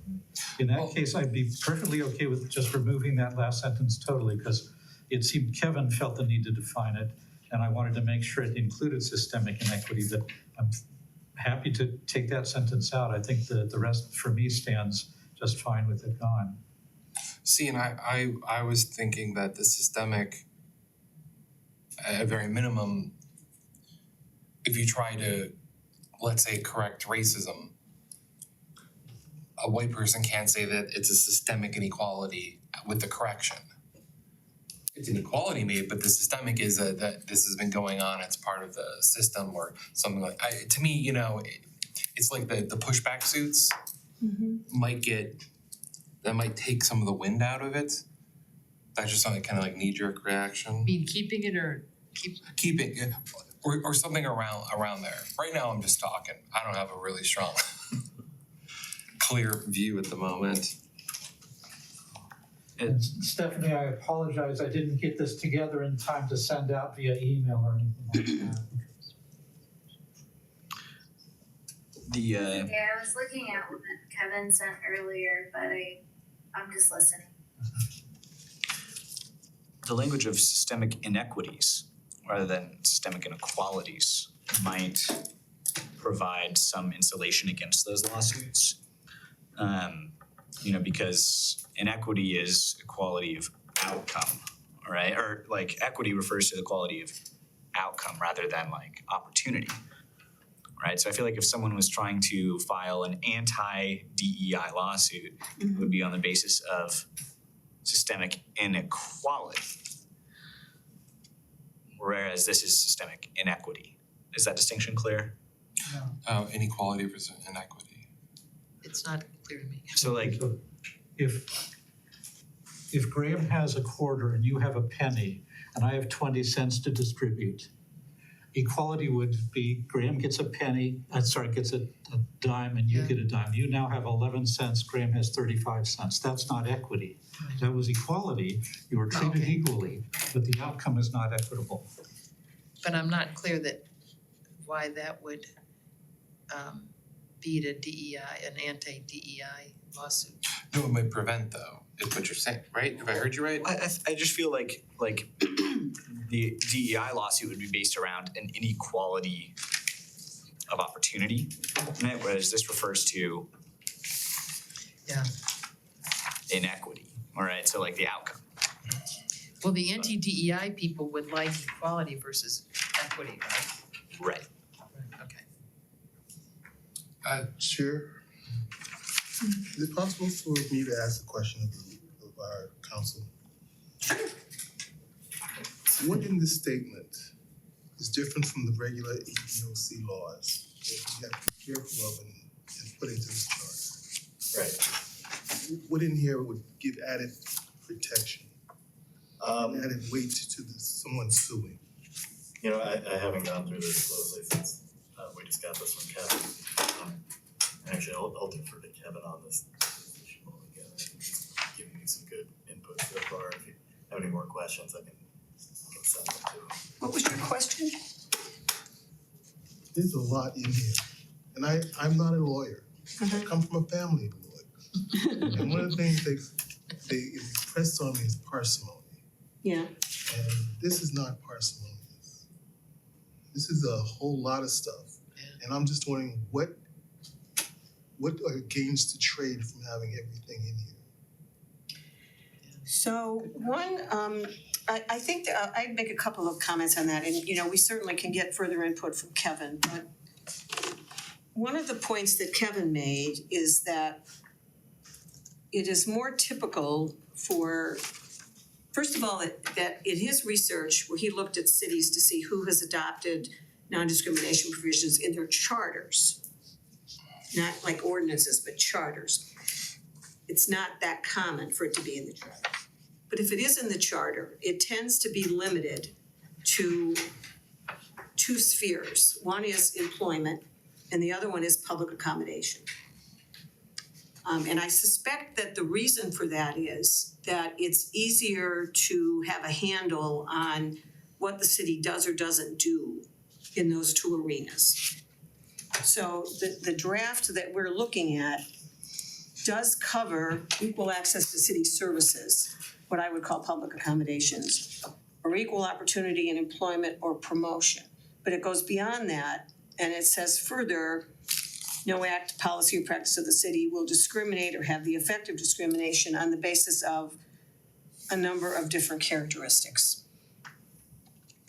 And then there's a carve out for bona fide limitations or occupational qualifications, et cetera. So, more typically you see carve outs that have to do with job functions, job responsibilities. So there's some additional things that have been added here to give the city some leeway to address things like public safety.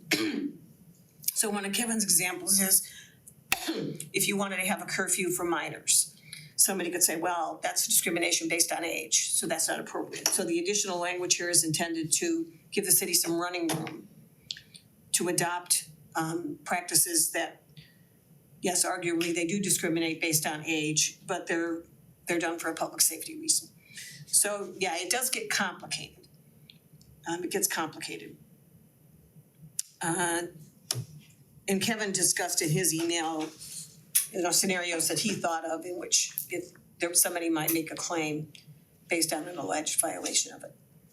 I mean, I personally think that we're better off not putting this in the charter and to address things in the ordinances for one reason, because the list of categories changes a lot.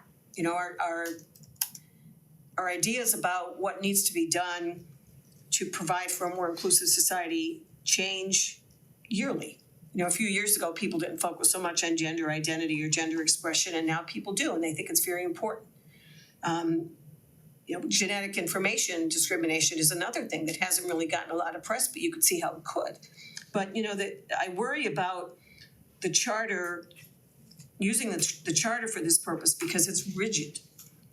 As we all know from the work we're doing here, it's hard to change the charter.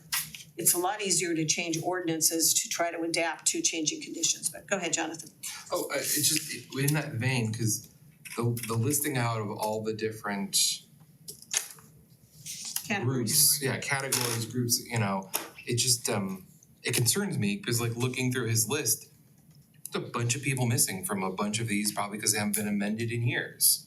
Like one just still says race, sex, political or religious affiliation.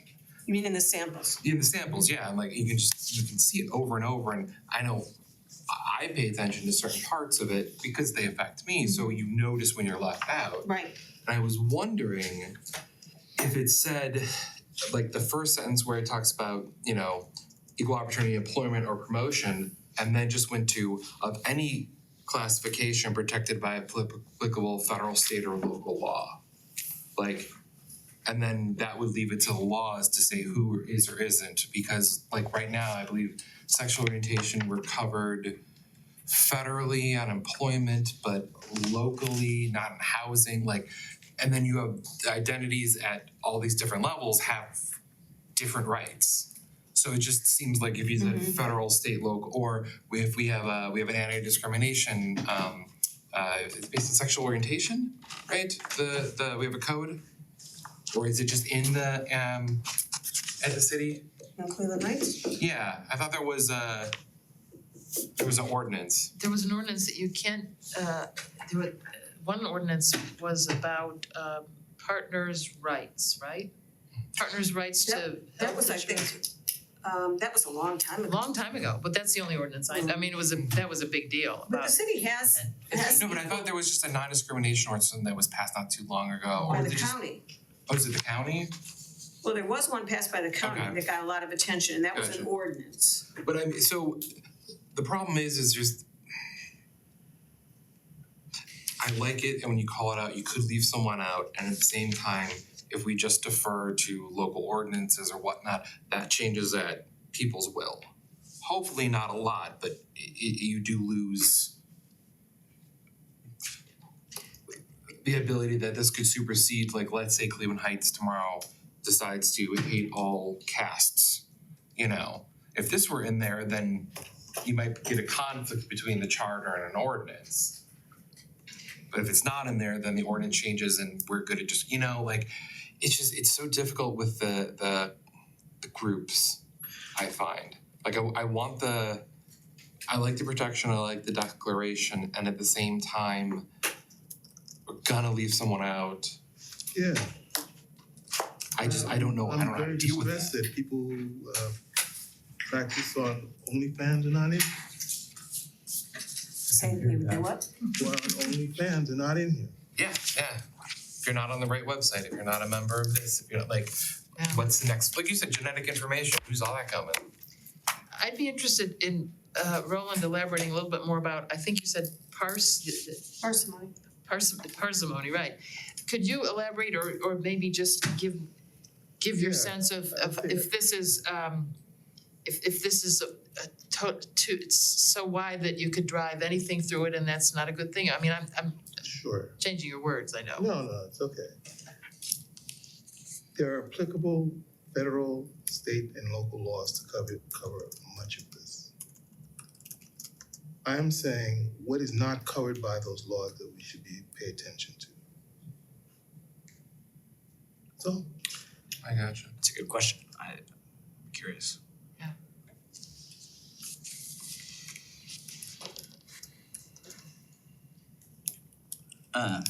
In my mind, I am curious, like, if there's, like, what are the protected classes that apply to us in Cleveland Heights based on that, you know, a second knowledge question. But, you know, in my mind, I feel like by adding or any other classification protected by applicable state, federal, state, or local law, I mean, we hit all of those there, all right? But then we are potentially adding some here, right? So like specifically, my citizenship status stands out to me on this list as something that I don't think is protected under state, federal, local law. I could be wrong. But you know, in my mind, I like having that specific or any of the other maybe specific ones on there because it's hard to change, right? Because if tomorrow Cleveland Heights decides that someone with a specific citizenship status is not eligible for, you know, whatever, all right, then like they wouldn't be able to do that, you know. And I think that I think that that's important to create some barriers, or at least it would be harder for the city to discriminate based on these protected classes, which I think go beyond what the federal, state, or local laws do put in place. If the city says that in order to vote in elections, you have to be a registered voter, people who aren't citizens can't vote, is that discriminating? I think that that's maybe a county, like Board of Elections issue, but it's a No, good our question. charter says. But wouldn't that be yes based on the example? Like that sounds like one of his examples, not exact. I have a question. Well, I think it's relationship to public safety and welfare, job functions, and job responsibilities. I think the Board of Elections has a responsibility to make sure that only people who are registered voters can vote, kind of a thing. So I think That's not what job responsibilities means in that context. What does it mean? It means like, you know, you can require firefighters to have to be able to lift a certain amount or it's not referring to the job responsibilities of the Board of Elections, it's reporting to job responsibilities of a person who's being considered for employment by the city. I didn't mean to cut you off, but that's what that means.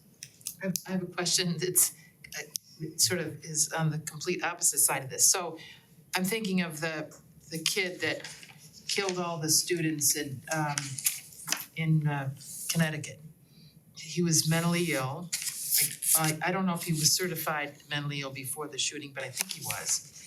So we got disability in here, which would include mental illness. So if you have a serial killer who goes into a school and kills a bunch of people, is that person I don't know, is this person protected by this? we're getting a little extreme here, aren't we? Well, I'm not actually, because there's a lot of people who go into schools and shoot kids and I know that, but that's somehow. Well, I'm just asking.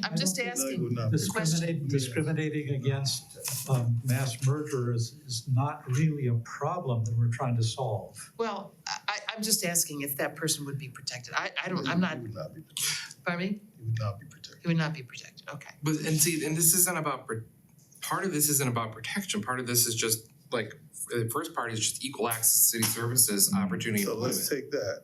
Yeah. Would a person without documentation be allowed to partake of city services? Yes. I mean, we don't, unless we request a documentation, I mean, I don't know what city service we provide that we require evidence of citizenship. Well, so like theoretically, someone wanting to be employed by the city would need to have some sort of documentation, right? So like if you're talking about an asylum seeker who does not yet have a work permit, right? They probably wouldn't be allowed. I don't know if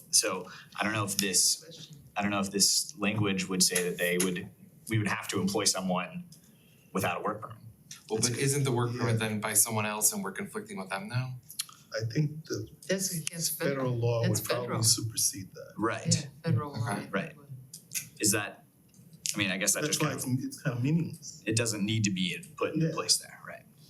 Well, it isn't meaningless because if people are worried that their citizenship status or lack of same will affect if they go to City Hall and say, I've got a water main break or this or that, or an infestation.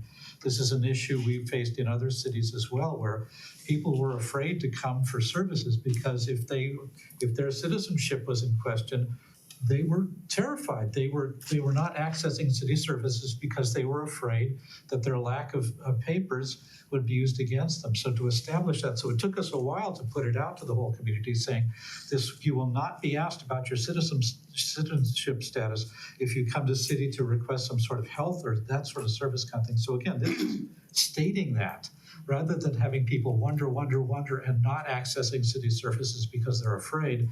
This states they don't have to be afraid for that reason.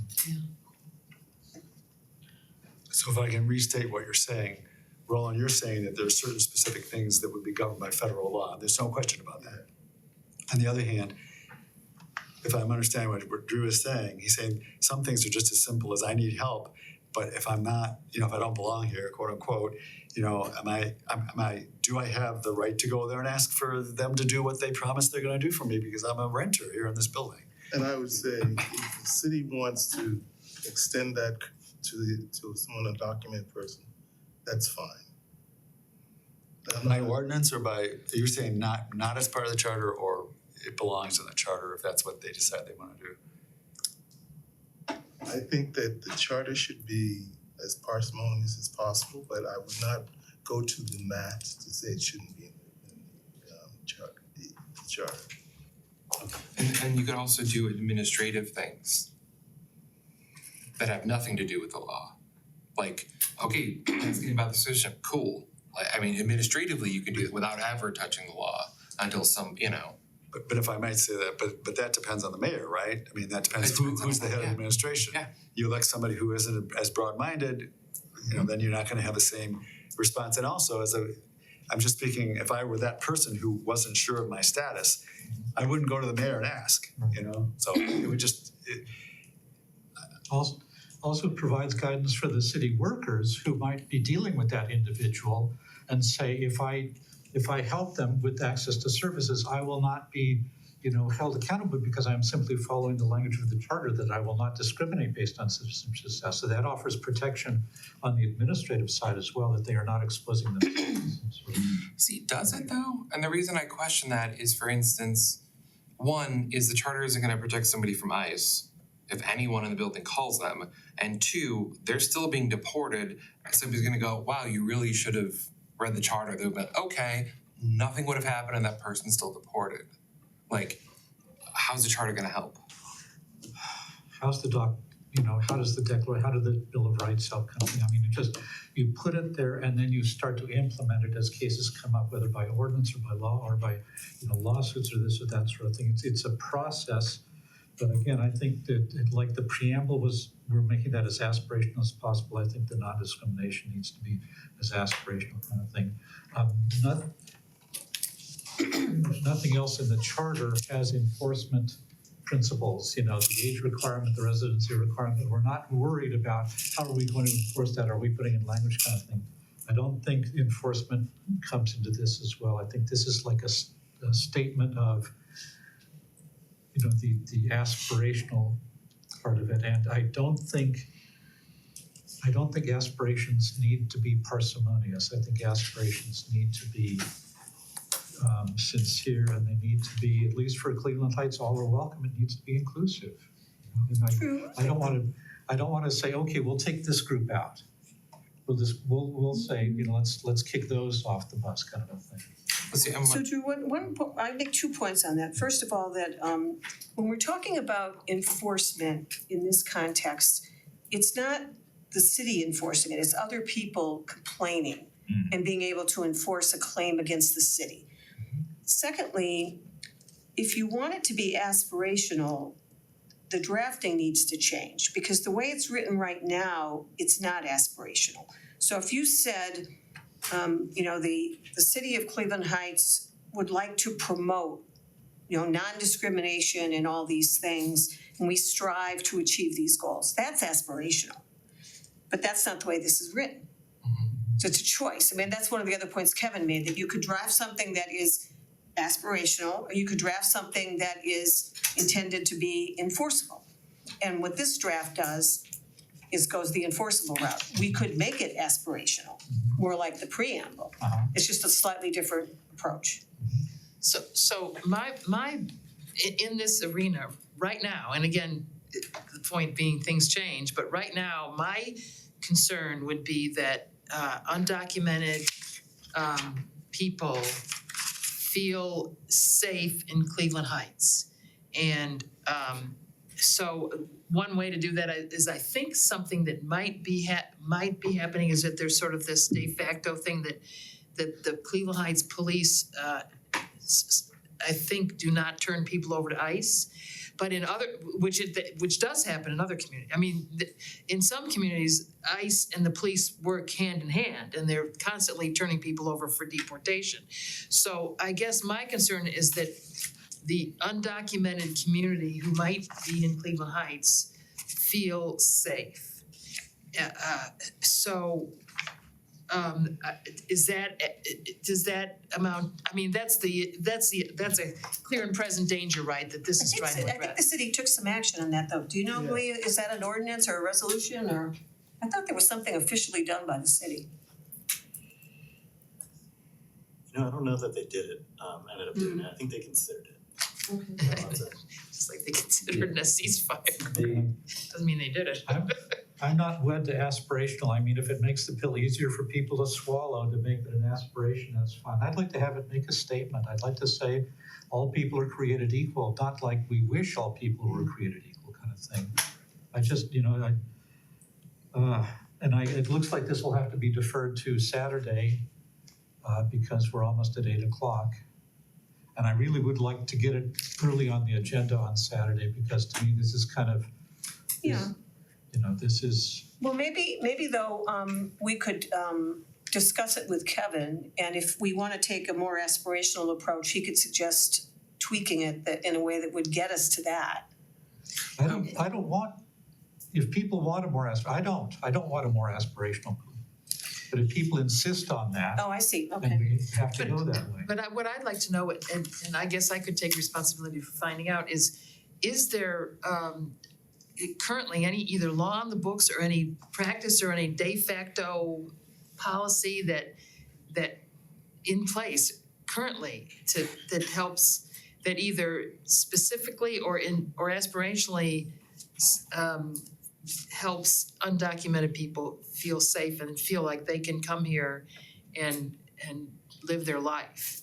That's what I don't know, I think we should try to find the answer to that. When I did a search, I could not find anything like that. I found some references to the mayors expanding the human resources protections for like same-sex couples and family members and that sort of thing.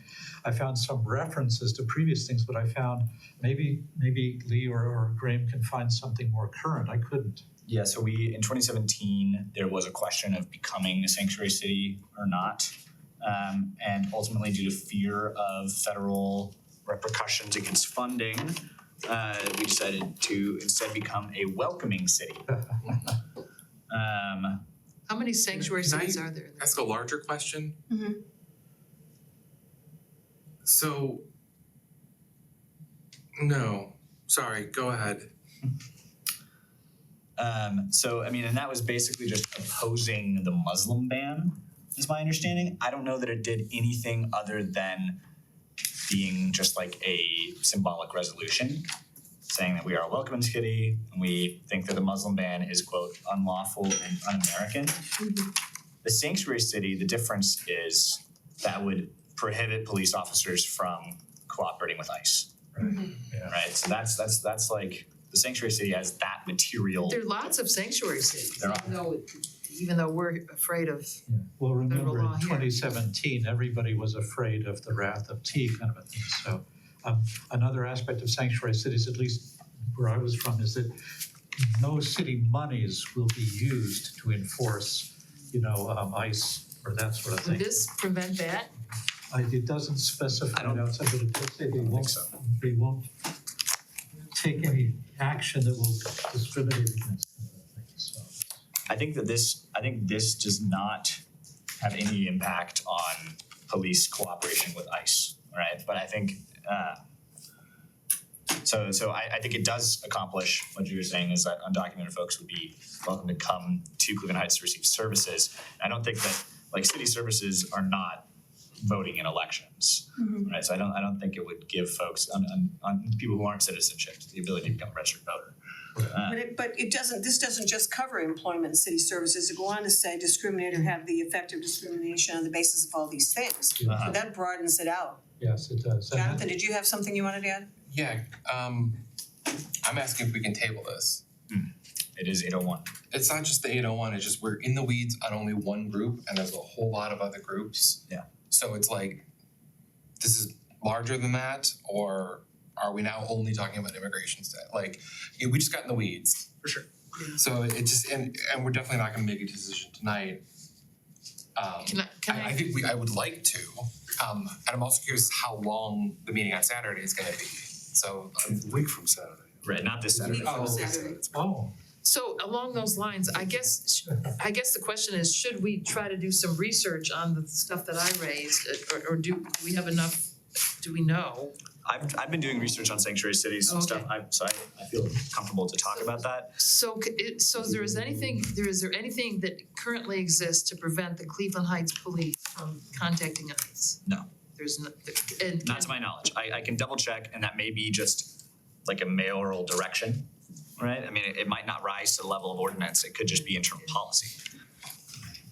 I'd be interested to see what the many people in Cleveland Heights who are working on undocumented rights and harboring undocumented people in their homes and in their churches. I'd be interested to see what they think about our status and if they feel like we need to do something. I'll reach out to the mayor and the police department to determine what Well, current maybe we policy, could if reach any, out to there is. those communities. I mean, Forest Hills Presbyterian Church houses undocumented workers right now who are, so maybe we could, I'll contact somebody at Forest Hills and remember, we're, To ask them what? to find out if there's anything in place here that prevents or discourages the Cleveland Heights Police from contacting ICE. Julie, can't you get the answer to that? I can look through the police policies for it. I don't know if I can answer. Well, I think Called people, superseding, Well, I think the police department probably knows. superseding of local laws. Now, I don't think you're gonna find anything that says the police can't do the X. yeah, probably not, Well, I'll double check the probably not. police policy. Please do, I'm very interested to hear. I take your point though, Roland, because the point is, police, but I think there are sort of degrees of collaboration. Right. That in some communities, the political elected officials let it be known that if you come across somebody who even appears to be an undocumented person, you turn them over to the feds. Yes. And in other communities, people don't pay attention to it. They just do what they need to do, and if they're giving somebody a ticket, they give them a ticket and they don't look any further than that. Absolutely. So there's But it's a big a problem, range. stopping somebody for a taillight and then they end up deported. Oh, totally. So I mean, it's something I'd like to, if we could address it, I'd like to be able. But, I mean, we're almost under, keeping with Jonathan, I don't want that one aspect of that to hold us up for, because this, still waiting on this one, whether we're gonna include this in our proposed amendments or not. So I'd really like to get that part cleared up. I feel like something talking about ICE in this wouldn't make a lot of sense. Well, we wouldn't, No. we can't really talk about ICE, but yeah. oh, I was just, for the meeting on April 13th, is that like a 4-hour, we're pounding it out, see what we get done? I mean, It's scheduled to go from 10 o'clock to 1 o'clock. And we will try to cover or as much as we 10 can. to 3 or 10 to 1? 10 to 3. I think it is 10 to 3 actually, thank you. Sorry about that, 10 to 3. And we're gonna try to get as much done in that meeting as we can because the clock is ticking. It's April 3rd. And as I indicated in the email I sent you today, we have to decide on when we're gonna have our public input meeting for purposes of letting the public know about it. And if we wanna get something in the Heights Observer, April 8th is the magic date. Mhm. So what I would like some input on here is, first let's vote on the motion to table. Do we have a second? Second. What exactly are we taking? Motion to table the non-discrimination discussion till the next meeting. So Roland seconded. Any discussion further on that? Nope. All in favor? Aye. Any opposed? Okay, so then I sent out a doodle poll, and some of you probably haven't seen it yet, but I sent 2 doodle polls. One of them is to pick a day for a public meeting, and the second one is to pick a day for a Charter Review Commission meeting after the public meeting, because I'm assuming that after the public meeting, we're gonna have some things we need to talk about. So I would like to have your approval, once we get the doodle poll results back, to pick a day that works for the public meeting so we can get the notice out. So I'll pick it based on the doodle poll results. Could I have a motion for that? So moved. Second, Second. any discussion? Well, I would just like to have the forum early enough so that if the public comes in with some huge thing that we need to address, that we'll have time to respond. They didn't last time. I'm sorry about this, but you might remember there was one woman who's got up and said, we really need a non-discrimination policy. I spoke with her afterwards, so we did at one member of the public about that. So I should have brought that up earlier, but I really don't think at this point, based on our first public thing, that there are any major issues that the public will bring to us. Yeah, and here's the thing, it's April 3rd. We have a deadline to finish of May 31st. We have sent out multiple notices. We put our stuff on the website. We talked about it at city council meetings. Hopefully the people in the public community know we're doing our stuff here. But if somebody comes in with something fresh, new and different that we haven't thought about yet at the end of May, I don't know how we're gonna be able to tackle something new. City council can be contacted at. Yeah. So the dates that I suggested, just because I know you haven't caught up on your emails, but the dates that I suggested are all during the week of May 21st.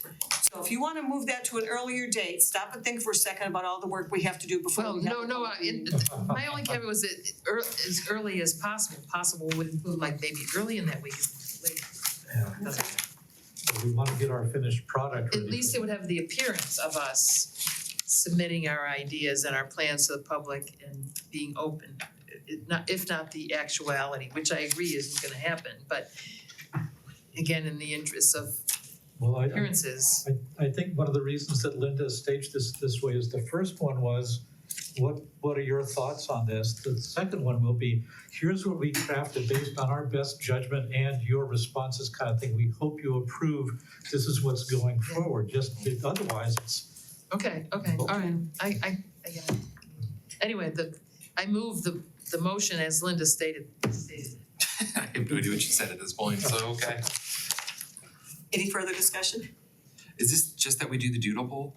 It's that once I get the doodle poll results, if people are gonna come into consensus on a Yeah. date, and if we have a date that everybody agrees on, Cool. I'll pick one of the ones that everybody agrees on, and that's what we'll go with. Got it. And then we can get something ready to put in the Heights Observer. Thank Does you. anybody wanna draft something for the Heights Observer? No. All right, all in favor of the motion? Any opposed? I still need somebody to draft something for the Heights Observer, even though you Can didn't. we just take the last one? I will. Craig, you had, can you send me what you did last time? I will. We have a motion adjourned? Yeah, Drew motioned, I'm seconding. No one's saying anything. Thank you.